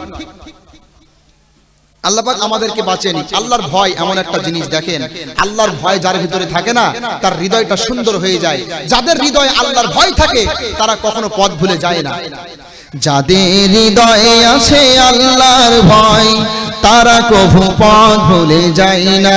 আল্লাহর প্রেম ছাড়া এই দুনিয়ায় কারো কাছে কোনো কিছু চাই না। রাতের আধারে যারা সেজদাতে রয়, দু চোখের স্রোতে নদী যেন বয়। চলনার হাতছানি যতই আসুক, চলনার হাতছানি যতই আসুক, পিছনে ফিরেও তাকাই না। আল্লাহর প্রেম ছাড়া এই দুনিয়ায় কারো কাছে কোনো কিছু চাই না। আল্লাহর সাথে মহব্বত হয়ে গেলে দুনিয়ায় আর কারো মহব্বত লাগবে লাগবে না। তো আমি যে কথা বলছিলাম যে ধর্মীয় গ্রন্থ সম্পর্কে মন্তব্য করতে গেলে জ্ঞান থাকতে হবে। আল্লাহ বলছেন ব্যভিচার নাজায়েজ, আর তারা বলছে ইসলাম ব্যভিচারের প্রতি উদ্বুদ্ধ করে। ঠিক এমনই আপত্তি ওই সূরাতুন নিসার 11 নম্বর আয়াতের প্রতি। আরে কন্যা সন্তানকে 1 ভাগ দিতে হবে আর পুত্র সন্তানকে 2 ভাগ, এটা ইসলামের অবিচার। আমি বলতে চাই যে সূরাতুন নিসার 11 নম্বর আয়াত নিয়ে তারা আপত্তি করছে, এই সূরাতুন নিসার মধ্যেই আল্লাহ পাক ক্লিয়ার করে জানিয়ে দিয়েছেন আমি আল্লাহ কেন পুত্র সন্তানকে 2 ভাগ দেওয়ার কথা বলেছি, এবং আমি আল্লাহ কন্যা সন্তানদেরকে 1টা ভাগ দেওয়ার কথা কেন বললাম।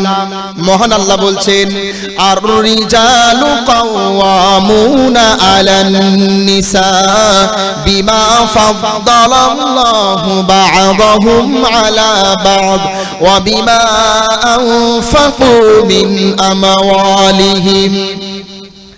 আল্লাহ বলছেন 2টা কারণে আমি আল্লাহ এই অধিকারটা দিয়েছি। প্রথম নম্বর হলো আমি আল্লাহ সৃষ্টিগতভাবে, আমি আল্লাহ প্রকৃতিগতভাবে পুত্র সন্তানদেরকে কন্যা সন্তানের প্রতি শ্রেষ্ঠত্ব দান করেছি। আর একটা কারণ হলো পুত্র সন্তানরা কন্যা সন্তানদের পেছনে টাকা পয়সা ব্যয় করে।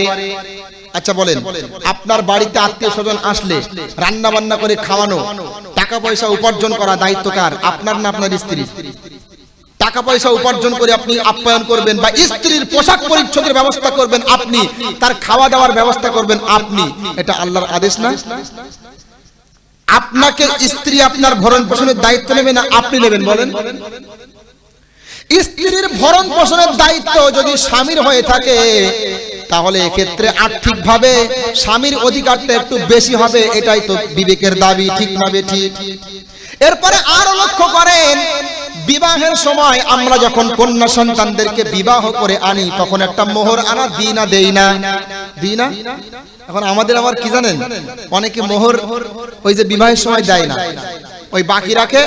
অনেক সময় দেখেছি ইমাম সাহেবরা জানাজার নামাজের সময় খাটিয়া নিয়ে বসে আছে, যাও জিজ্ঞাসা করে আছো মোহর আনা মাফ ছিল কি ছিল না, কয় না? এমন করে না? আবার অনেকে আছে শ্বশুর বাড়ির মানুষের সামনে দাম বাড়ানোর জন্য বা গ্রামের লোকের সামনে দাম বাড়ানোর জন্য আমি এত টাকা মোহর দেব, পরে গিয়ে স্ত্রীর কাছে ক্ষমা চাই, বলে যে আমি একটু দাম বাড়িয়ে ফেলেছিলাম, একটু মোটামুটি মাপ টাপ করে দেওয়া যায় কি দেখো। এই জাতীয় হয় না, হয় না? এগুলো একদম ঠিক না। আবার অনেক সময় স্বামী স্ত্রীকে মাপ করতে বলে, সে বাধ্য হয়ে স্বামীর মুখ পানে তাকিয়ে লজ্জায় মাপ করে, এ মাপ কিন্তু হবে না, আল্লাহর কাছে জবাব দেওয়া লাগবে। মোহর আনা তাদেরকে আদায় করতেই হবে। এটা কার বিধান? আল্লাহর বিধান। আচ্ছা, বিবাহের সময় আমরা মোহর আনা দিই, কিন্তু তাদের পক্ষ থেকে কিছু দিতে হবে এমন কোন বিধান আছে? ইসলামে নেই। আমাদের সমাজে আছে কি? আমাদের সমাজে হলো মেয়ের বাড়ি থেকে গাড়ি দিতে হবে, তারপরে টাকা পয়সা দিতে হবে, এরপরে ঘরের যে বস্তু যেগুলো দেয় সামগ্রী, ঘর সামগ্রী, সেগুলো দিতে হবে। আমাদের সামাজিক বিধান, এটা আমরা বানিয়েছি মাত্র, কিন্তু এটা ইসলামের কোনো বিধান না।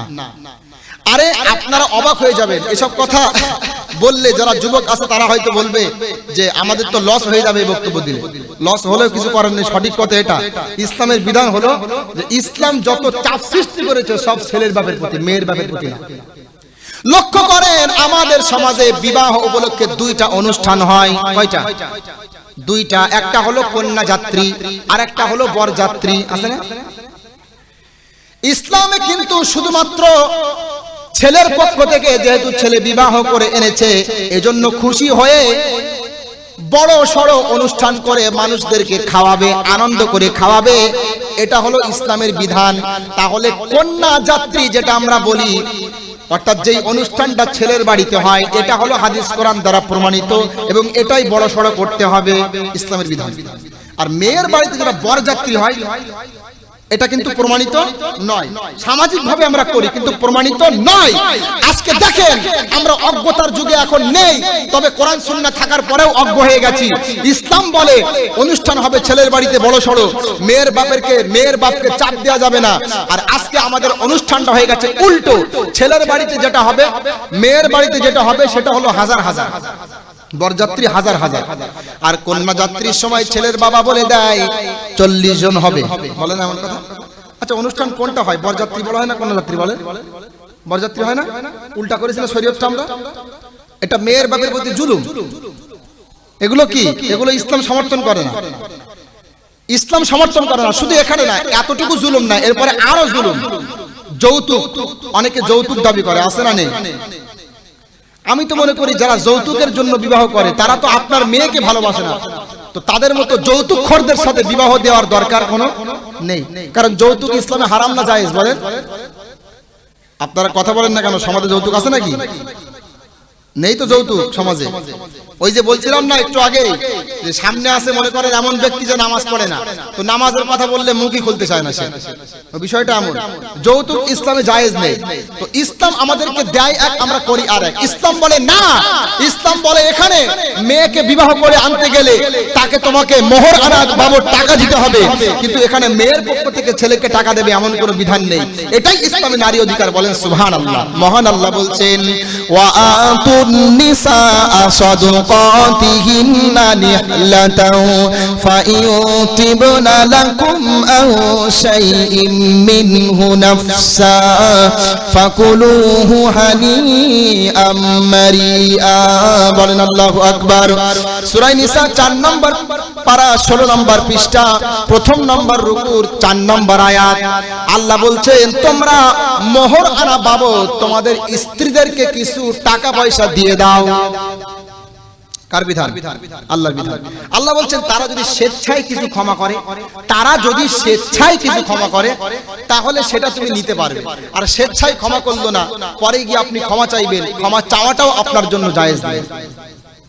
ক্ষমা চাওয়াটাও ঠিক না আমি মনে করি, কারণ সে লজ্জায় হয়তো ক্ষমা করবে কিন্তু আল্লাহর কাছে ধরা খাবে না। যাই হোক, আল্লাহ পাক এই যে ইসলামের যে অধিকারগুলো বলছিলাম, দেখেন কি সুন্দর অধিকার, তাই না? এরপরে লক্ষ্য করেন, ইসলাম আসার আগে অহংকার ছিল। ইসলাম আসার আগে সমাজে অহংকার ছড়িয়েছিল। ধনী সমাজের মানুষ যারা আছে তারা নিম্ন সমাজের যারা নিম্ন শ্রেণীর যারা তাদেরকে দেখতে পারতো না, অহংকার করত, অহংকার করে মানুষদের প্রতি অত্যাচার করত, জুলুম করত। ইসলাম আসার আগে, কিন্তু ইসলাম আসার পরে এটা বন্ধ করলো এবং ইসলাম স্পষ্ট ঘোষণা করলো যারা অহংকার করে, যাদের ভিতরে অহংকার রয়েছে তাদের ঠিকানা হবে জাহান্নাম। দলিল মুসলিম শরীফ 1 নম্বর খণ্ড কিতাবুল ঈমানের 161 নম্বর হাদিস। عن عبد الله بن مسعود رضي الله تعالى عنه قال النبي صلى الله عليه وسلم لا يدخل الجنة من كان في قلبه مثقال ذرة من كبر। হযরতে আব্দুল্লাহ বিন মাসউদ রাদিয়াল্লাহু তাআলা আনহু তিনি বলছেন, আল্লাহর নবী মুহাম্মদ সাল্লাল্লাহু আলাইহি ওয়াসাল্লাম জানিয়েছেন, যার অন্তরে সরিষার দানা পরিমাণ অহংকার থাকবে ওই ব্যক্তিকে আল্লাহ জান্নাত দেবে না। কার কথা? রাসূলের কথা। সরিষার দানা পরিমাণ অহংকার থাকলে তাকে আল্লাহ জান্নাত দেবে না। আচ্ছা বলেন তো, একটু আমল করার নিয়তে বলবেন, আমাদের সমাজে অহংকারী ব্যক্তি আছে না নেই? টাকা পয়সা রয়েছে, গরিবদেরকে কথায় কথায় ধমক দেয়, দেখতে পারে না। আরে বংশীয় মর্যাদার অহংকার, গোষ্ঠী অনেক বড়, কথায় কথায় দুর্বলদেরকে মারতে যায়, আছে না নেই? এই অহংকারের ঠিকানা জাহান্নাম। মহান আল্লাহ বলছেন, ওয়ালা তামশি ফিল আরদি মারহা ইন্নাকা লাউ তাখরিকাল আরদা ওয়ালাউ তাবলুগাল জিবালা তুলা। সূরা বানি ইসরাঈল 15 নম্বর পারা 4 নম্বর পৃষ্ঠা 4 নম্বর রুকুর 37 নম্বর আয়াত। আল্লাহ বলছেন তোমরা অহংকারী হয়ে জমিনে পদচারণ করো না, অহংকারী হয়ে তোমরা জমিনে চলাচল করো না।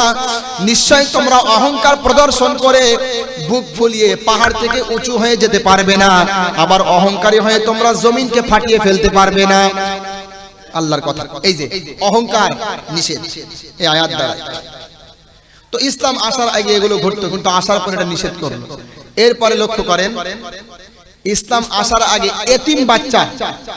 এতিম বাচ্চার অধিকার ছিল না। এতিম বাচ্চা নির্যাতিত হতো, তার ধন সম্পদগুলো তার আত্মীয় স্বজনরা আত্মসাৎ করত। কিন্তু ইসলাম আসার পরে এতিম বাচ্চাদের অধিকারের ব্যাপারে সচেতন এবং বলে যারা এতিম বাচ্চার ধন সম্পদ আত্মসাৎ করবে এদের ঠিকানা হবে জাহান্নাম। মহান আল্লাহ বলছেন, ইন্নাল্লাযীনা ইয়াকুলুনা আমওয়ালাল ইয়াতামা যুলমা ইন্নামা ইয়াকুলুনা ফি বুতুনিহিম নারা ওয়া সায়াসলাউনা সাঈরা। সূরা নিসা 4 নম্বর পারা 17 নম্বর পৃষ্ঠা 1 নম্বর রুকুর 10 নম্বর আয়াত। আল্লাহ বলছেন যারা অন্যায়ভাবে এতিমদের মাল সম্পদ আত্মসাৎ করবে, আমি আল্লাহ তাদেরকে বলছি তাদের ব্যাপারে তারা পেটের ভিতরে এতিমের মাল পুরছে না, জাহান্নামের আগুন তারা পেটের মধ্যে পুরছে। কার কথা?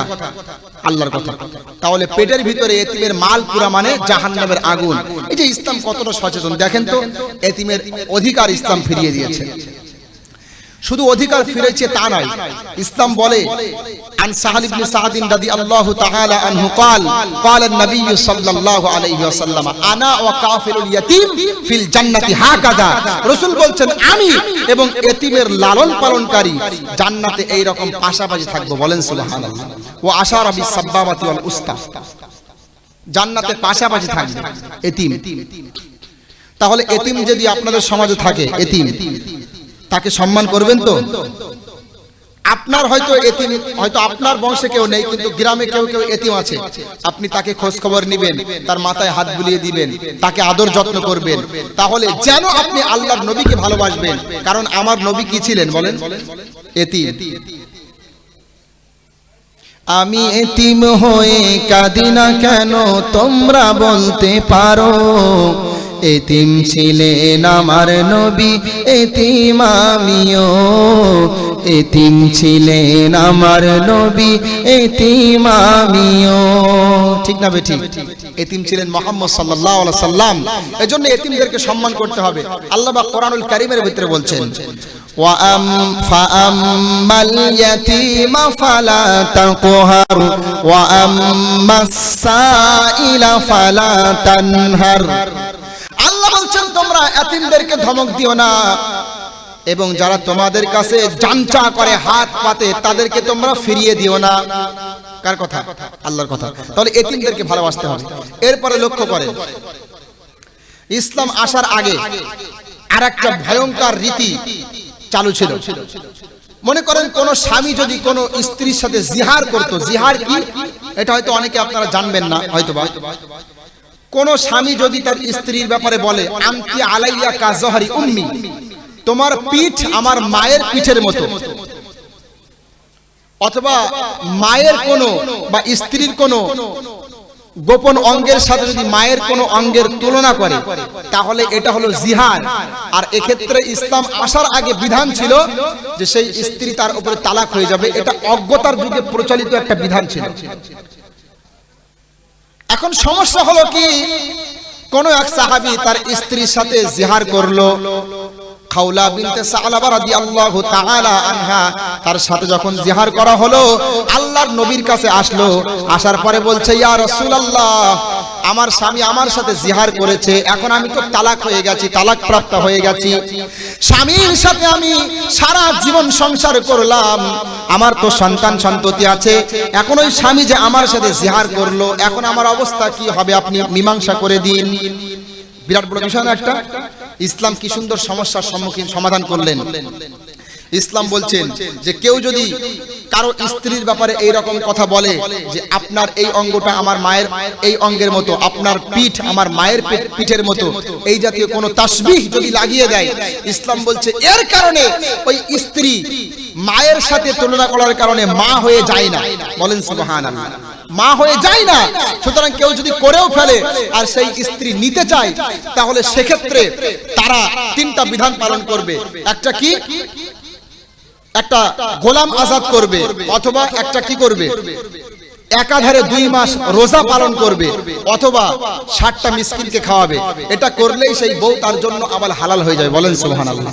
ইসলাম আসার আগে ওই বিধান ছিল, আসার পরে এই বিধান দিল। এটা আমার বানানো কথা না, মহান আল্লাহ বলছেন قد سمع الله قول التي تجادلك في زوجها وتشتكي إلى الله والله يسمع تحاوركما। সূরা মুজাদালা 28 নম্বর পারা, 1 নম্বর পৃষ্ঠা, 1 নম্বর রুকুর 1 নম্বর আয়াত। আল্লাহ বলছেন ওই মহিলা, যেই মহিলা তার স্বামীর ব্যাপারে মুহাম্মদের কাছে গিয়ে বাদানুবাদ করছে, মুহাম্মদের কাছে গিয়ে নিজের ব্যাপারে নালিশ করছে, আমি আল্লাহ বলছি ওই মহিলা, তার কথা আল্লাহ শুনেছেন। অবশ্যই অবশ্যই আল্লাহ পাক তার ব্যাপারে সঠিক সিদ্ধান্ত দিবেন। মহান আল্লাহ সিদ্ধান্ত দিলেন, আল্লাযীনা ইউযাহিরুনা মিনকুম মিন নিসাইহিম মা হুন্না উম্মাহাতিহিম ইন উম্মাহাতুহুম ইল্লাল্লাহি ওয়ালাদনাহুম ওয়া ইন্নাহুম লায়াকুলুনা মুনকারাম মিনাল কওলি ওয়া যুরা। আল্লাহ বলছেন যারা তাদের স্ত্রীদের সাথে জিহার করেছে, এই জিহারের কারণে তাদের স্ত্রীরা তাদের জন্য মায়ের মতো হয়ে যায়নি। এটা তাদের একটা মুখের মিথ্যা কথা মাত্র। কার কথা? এটা আল্লাহর কথা। এরপরে আল্লাহ বিধান দিয়েছেন বিস্তারিত আয়াত, আল্লাযীনা ইউযাহিরুনা মিন নিসাইহিম সুম্মা ইয়াউদুনা লিমা ক্বালু ফাতাহরিরু রাকাবাতিন মিন ক্বাবলি আইয়াতামাসসা। এখান থেকে বিস্তারিত বিধান। তাহলে দেখেন, ইসলাম আসার আগে এই সমস্যা ছিল, আসার পরে এটা বন্ধ করবে। এরপরে লক্ষ্য করেন, সময় আমার শেষের দিকে, একটু দরুদ শরীফ পড়েন।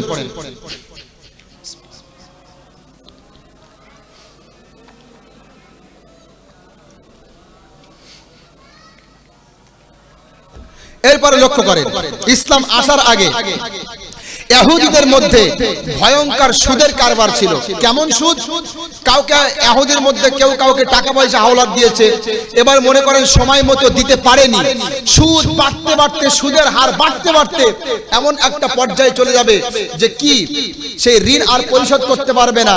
তখন এই সুদের কারণে তাদের স্ত্রী সন্তান সন্ততিদেরকে গ্রেফতার করত, অ্যাটাক করত, তাদের প্রতি অত্যাচার করত, গরিবদের প্রতি শোষণ চালাতো। এই নিকৃষ্ট বিধান ইসলাম আসার আগে ছিল। কিন্তু ইসলাম আসার পরে সুদ নামক এই ভয়ঙ্কর গুনাহ থেকে মানুষকে দূরে থাকতে বলেছেন, এবং এই ভয়ঙ্কর প্রথা থেকে দূরে থেকে মানুষদেরকে হেল্প করার জন্য টাকা হাওলাত দেওয়ার প্রতি উদ্বুদ্ধ করেছেন। বলেন সুবহানাল্লাহ। সুদ ইসলামে নিষিদ্ধ। মহান আল্লাহ বলছেন, ইয়া আইয়ুহাল্লাযীনা আমানু লা তা'কুলুর রিবা আদআফাম মুদাআফা ওয়াত্তাকুল্লাহ। আল্লাহ বলছেন, ওহে যারা ঈমানের দাবি করো, তোমরা চক্রবৃদ্ধি হারে সুদ ভক্ষণ করো না। চক্রবৃদ্ধি হারে তোমরা সুদ ভক্ষণ করো না, অবশ্যই তোমরা আল্লাহকে ভয় করো। আর সুদ আপনাদের সমাজে আছে? সুদ এই সমাজে আছে? সুদ মোটামুটি সব জায়গাতে সুদ আছে। ওই যে প্রথমে বললাম না যে আমার সামনে কে সুদখোর কে ঘুষখোর আমি ওসব জানি না, আমার সামনে সবাই সমান, হক কথা বলতে আমার কষ্ট লাগে না। আমি আপনাকে ভালোবাসি বলে বলছি, যদি সুদ আপনার ভিতরে থাকে তাহলে সুদ ছাড়তে হবে। কারণ যারা সুদ ছাড়বে না তাদের বিষয়ে আল্লাহ সুবহানাহু ওয়া তাআলা অসংখ্য শাস্তির কথা বর্ণনা করেছেন, দুনিয়াতেও তাদেরকে ধমক দিয়েছেন। আল্লাহ বলছেন, ইয়া আইয়ুহাল্লাযীনা আল্লাহ বলছেন, ইয়া আইয়ুহাল্লাযীনা আমানু, ওহে যারা ঈমানের দাবি করো, তোমরা সুদের অবশিষ্ট কারবার তোমরা ছেড়ে দাও, ওয়াত্তাকুল্লাহ, এবং আল্লাহর ভয় করো।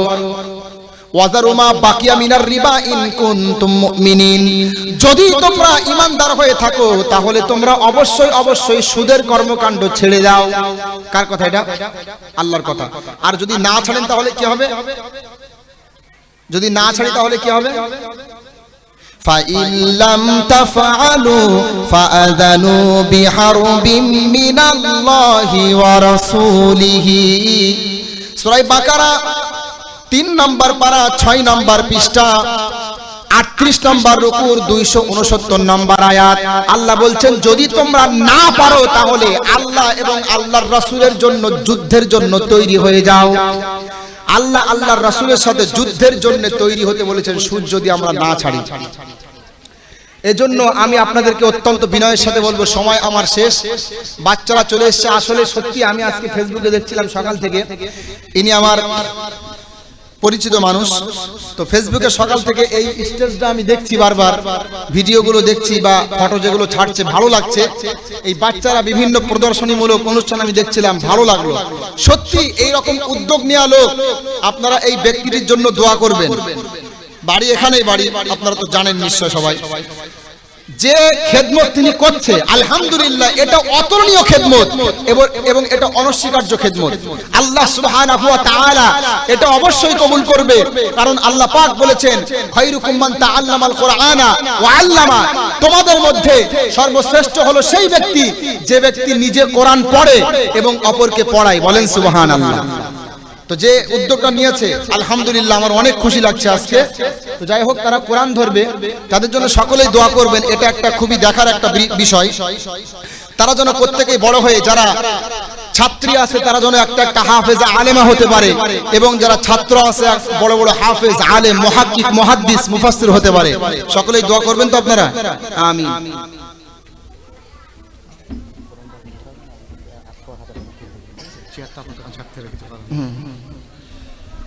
Hello check, hello.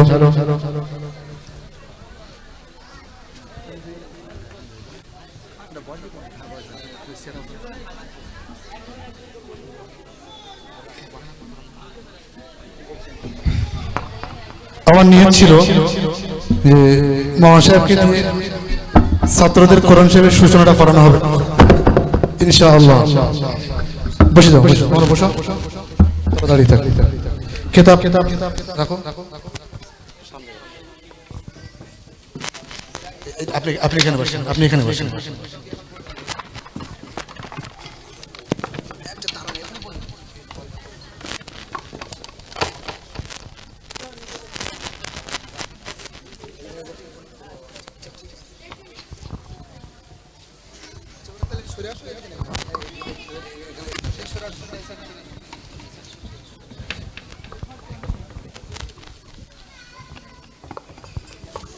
আসলে দেখেন এই যে দৃশ্যটা, এই দৃশ্যটা আসলে অনেক মনোমুগ্ধকর দৃশ্য।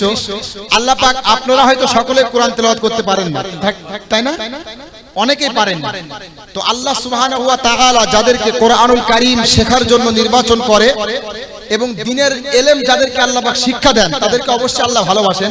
বুখারী শরীফ প্রথম খণ্ড কিতাবুল ইলমের মধ্যে একটা হাদিস রয়েছে, মাই ইরিদিল্লাহু বিহি খায়রান ইউফাক্কিহু ফিদ্দীন, আল্লাহ যাকে ভালোবাসেন তাকে দ্বীনের জ্ঞান দান করেন। তো যাই হোক, তারা এখন ছোট কোরআন ধরবে, কিন্তু আল্লাহ পাক চাইলে একদিন বড় বড় আলেম হবে। সব ইচ্ছা আছে তো নাকি? ইনশাআল্লাহ।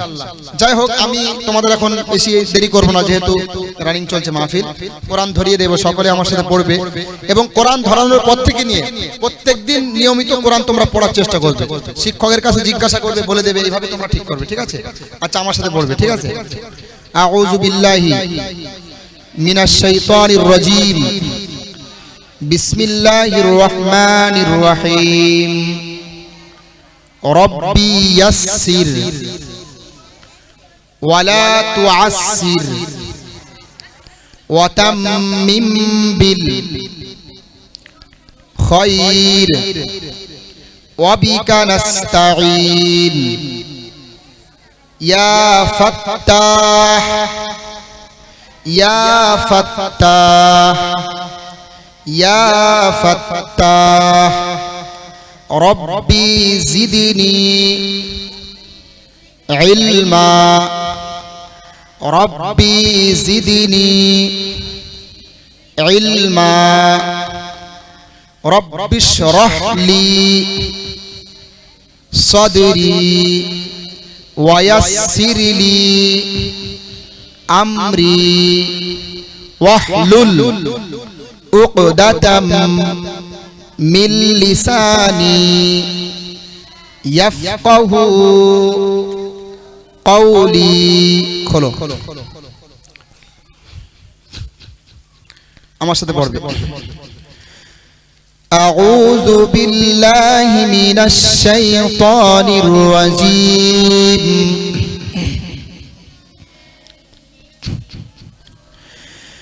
বিসমিল্লাহির রহমানির রহিম।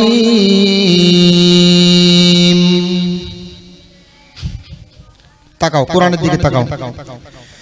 আলহামদুলিল্লাহি রাব্বিল আলামিন।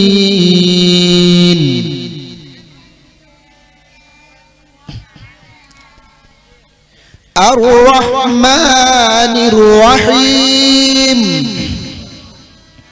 হাত দিয়ে দেখো সবাই, দেখতে পাচ্ছ তো? আর রহমানির রহিম।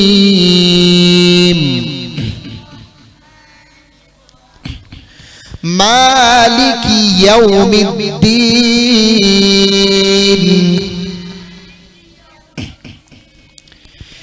ইয়্যাকা না'বুদু ওয়া ইয়্যাকা নাস্তাঈন।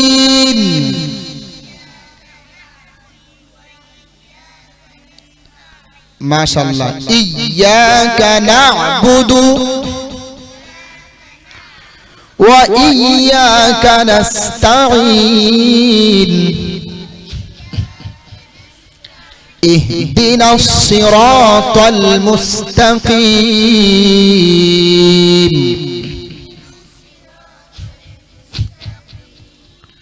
সিরাতাল লাযীনা আন'আমতা।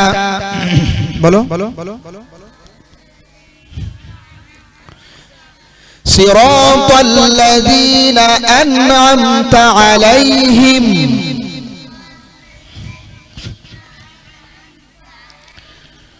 গায়রিল মাগদুবি আলাইহিম গায়রিল মাগদুবি আলাইহিম ওয়ালাদ-দাল্লিন।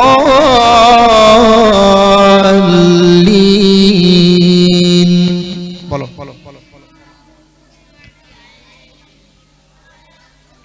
মাশাআল্লাহ, অনেক সুন্দর পড়ছে। আমি ভাবতেও পারিনি যে এত সুন্দর পড়বে, ছোট্ট ছোট্ট বাচ্চারা। আমি অনেক খুশি হয়েছি আজকে এখানে এসে। সত্যি আমি অনেক মাজলিস করি, কিন্তু এই রকম মজলিস সব জায়গাতে পাই না আর কি। জলসা তো করা হয়, কিন্তু এত সুন্দর দৃশ্য আমি ভুলতে পারবো না কখনো। তাছাড়া এদের ড্রেস যেগুলো আর কি অনেকটা সুন্দর হয়েছে, আলহামদুলিল্লাহ। আমি সকাল থেকে দেখছি এই দৃশ্যগুলো, এ পর্যন্ত থাকবো না, থাক। তো সকালবেলা থেকে দেখছি, খুবই ভালো লাগছে, আলহামদুলিল্লাহ। আপনি সকলের হাতে একটা করে ফুল দিয়ে দেন হুজুর, সকলের হাতে। কোরআনটা বন্ধ করে দাও তোমরা, সকলের হাতে একটা করে ফুল দিয়ে দেন। কোরআন বন্ধ করো। নারায়ে তাকবীর, নারায়ে তাকবীর। নূরিয়া দারুল কোরআন মাদ্রাসা, নূরিয়া দারুল কোরআন মাদ্রাসা। আল্লাহুম্মা আমিন।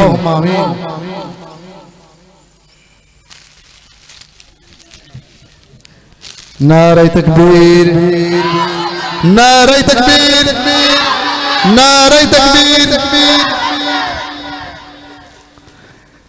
যেমন ভাবে পূর্বে ঘোষণা দেওয়া ছিল, আপনি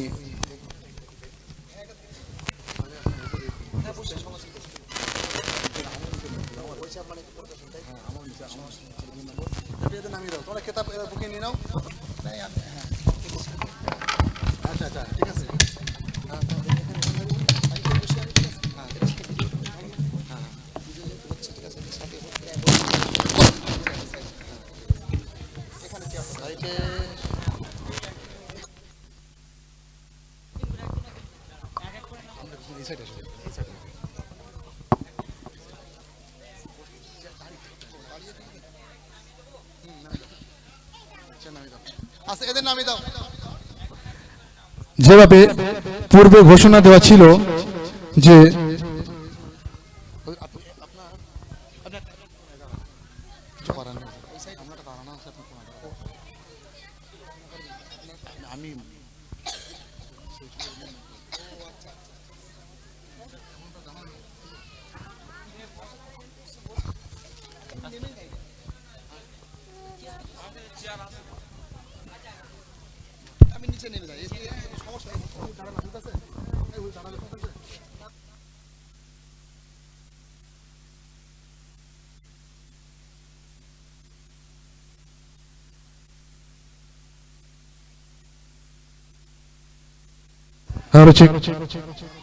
যেভাবে ঘোষণা দেওয়া ছিল যে তারানা হবে,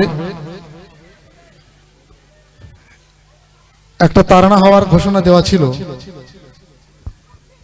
আমি গতকাল বলছিলাম যে দুটি তারানা করতে 37,000 টাকা খরচ হয়েছে, তার ভেতরে এটা একটা।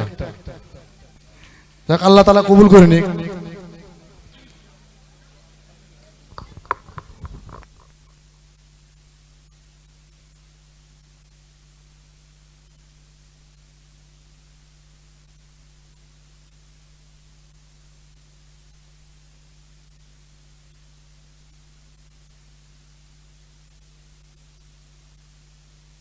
শুরু হচ্ছে তারানা এক হও।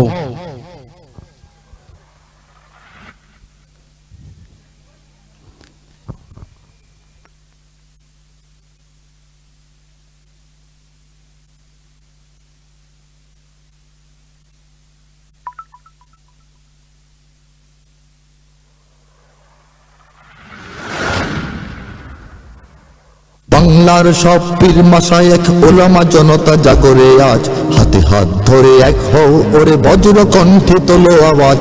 ওলিয়া উলিয়া মুজাহিদিনের মেহনতে গড়া এই জমিন, নাপাক বানাতে দেব না কাউকে, মুমিনের এই চাই নামাজ। বাংলার সব পীর মাশায়েখ ওলামা জনতা জাগরে আজ, হাতে হাত ধরে এক হও ওরে বজ্র কণ্ঠে তোলো আওয়াজ। ওলিয়া উলিয়া মুজাহিদিনের মেহনতে গড়া এই জমিন, নাপাক বানাতে দেব না কাউকে, মুমিনের এই চাই নামাজ। বলো ভেদাভেদ ভুলে গিয়ে আজ হয়ে গেছি মোরা সকলে এক, ওরে দেশ জাতি দিন ইমানের শত্রুরা সবে তাকিয়ে দেখ। বলো ভেদাভেদ ভুলে গিয়ে আজ হয়ে গেছি মোরা সকলে এক, ওরে দেশ জাতি দিন ইমানের শত্রুরা সবে তাকিয়ে দেখ। আমাদের বুকে গেঁথে নেব গলি, বাঁচাবো এ দেশ বাঁচাবো দিন। আমাদের বুকে গেঁথে নেব গলি, বাঁচাবো এ দেশ বাঁচাবো দিন। তোরা পারবি না রুখতে মোদের জাগরণী এই কুচকাওয়াজ। বাংলার সব পীর মাশায়েখ ওলামা জনতা জাগরে আজ, হাতে হাত ধরে এক হও ওরে বজ্র কণ্ঠে তোলো আওয়াজ। ওলিয়া উলিয়া মুজাহিদিনের মেহনতে গড়া এই জমিন, নাপাক বানাতে দেব না কাউকে, মুমিনের এই চাই নামাজ। ফিরকা তরিকা মাযহাব আর রাজনীতি নিয়ে কেন লড়াই, মুসলিম নামে এক হও সবে চেয়ে দেখো আর সময় নাই। ফিরকা তরিকা মাযহাব আর রাজনীতি নিয়ে কেন লড়াই, মুসলিম নামে এক হও সবে চেয়ে দেখো আর সময় নাই। তুমি বড় আমি ছোট হতে পারি এ নিয়ে করো না কোনো বড়াই, তুমি বড় আমি ছোট হতে পারি এ নিয়ে করো না কোনো বড়াই। বিপদে আমার পাশে থাকো তুমি, আমিও তোমার লাগবো কাজ। বাংলার সব পীর মাশায়েখ ওলামা জনতা জাগরে আজ, হাতে হাত ধরে এক হও ওরে বজ্র কণ্ঠে তোলো আওয়াজ। ওলিয়া উলিয়া মুজাহিদিনের মেহনতে গড়া এই জমিন, নাপাক বানাতে দেব না মুজাহিদিনের মেহনতে গড়া এই জমিন, নাপাক বানাতে দেব না কাউকে, মুমিনের এই চাই নামাজ। দেখো নাস্তিক বেদিনেরা সব করে রাজপথে আস্ফালন, তোমরা নিজের মত পথ ধরে বসে রবে ঘরে কতক্ষণ। দেখো নাস্তিক বেদিনেরা সব করে রাজপথে আস্ফালন, তোমরা নিজের মত পথ ধরে বসে রবে ঘরে কতক্ষণ। ভাগে ভাগে দেখো তারা তোমাদের সবারে করবে ধ্বংসলীন, ভাগে ভাগে দেখো তারা তোমাদের সবারে করবে ধ্বংসলীন। নিজেরা লড়াই করে যাবে আর পেয়ে যাবে পার জুলুমবাজ।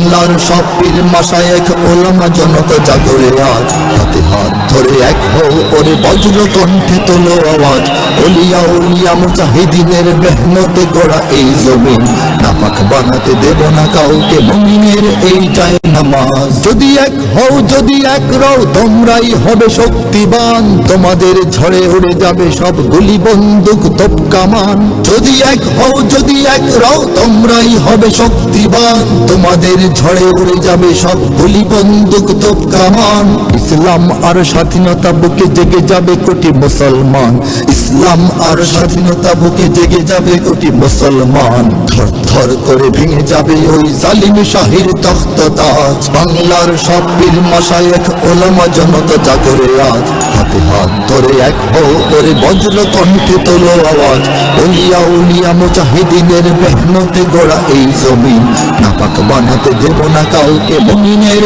এই যায় নামাজ ওরা কথা বলে ঘরে বসে আর লাফায় নিজের চত্বরে ওরা কথা বলি ময়দানে থাকি কোটি মানুষের অন্তরে ওরা কথা বলে ঘরে বসে আর লাফায় নিজের চত্বরে ওরা কথা বলি ময়দানে থাকি কোটি মানুষের অন্তরে আমাদের লাঠি ছড়িয়ে রয়েছে সারা বাংলার ঘরে ঘরে আমাদের লাঠি ছড়িয়ে রয়েছে সারা বাংলার ঘরে ঘরে এসো সবে এসো রাজপথে বেশো দেখাও শক্তি রুদ্র সাজ বাংলার সব পীর মাশায়েখ ওলামা জনতা জাগরে আজ হাতে হাত ধরে এক হও ওরে বজ্র কণ্ঠে তোলো আওয়াজ ওলিয়া উলিয়া মুজাহিদিনের মেহনতে গড়া এই জমিন নাপাক বানাতে দেব না কাউকে মুমিনের এই যায় নামাজ নাপাক বানাতে দেব না কাউকে মুমিনের এই যায় নামাজ নাপাক বানাতে দেব না কাউকে মুমিনের এই যায় নামাজ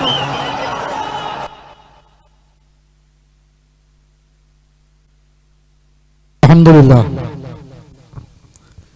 আমরা দেখলাম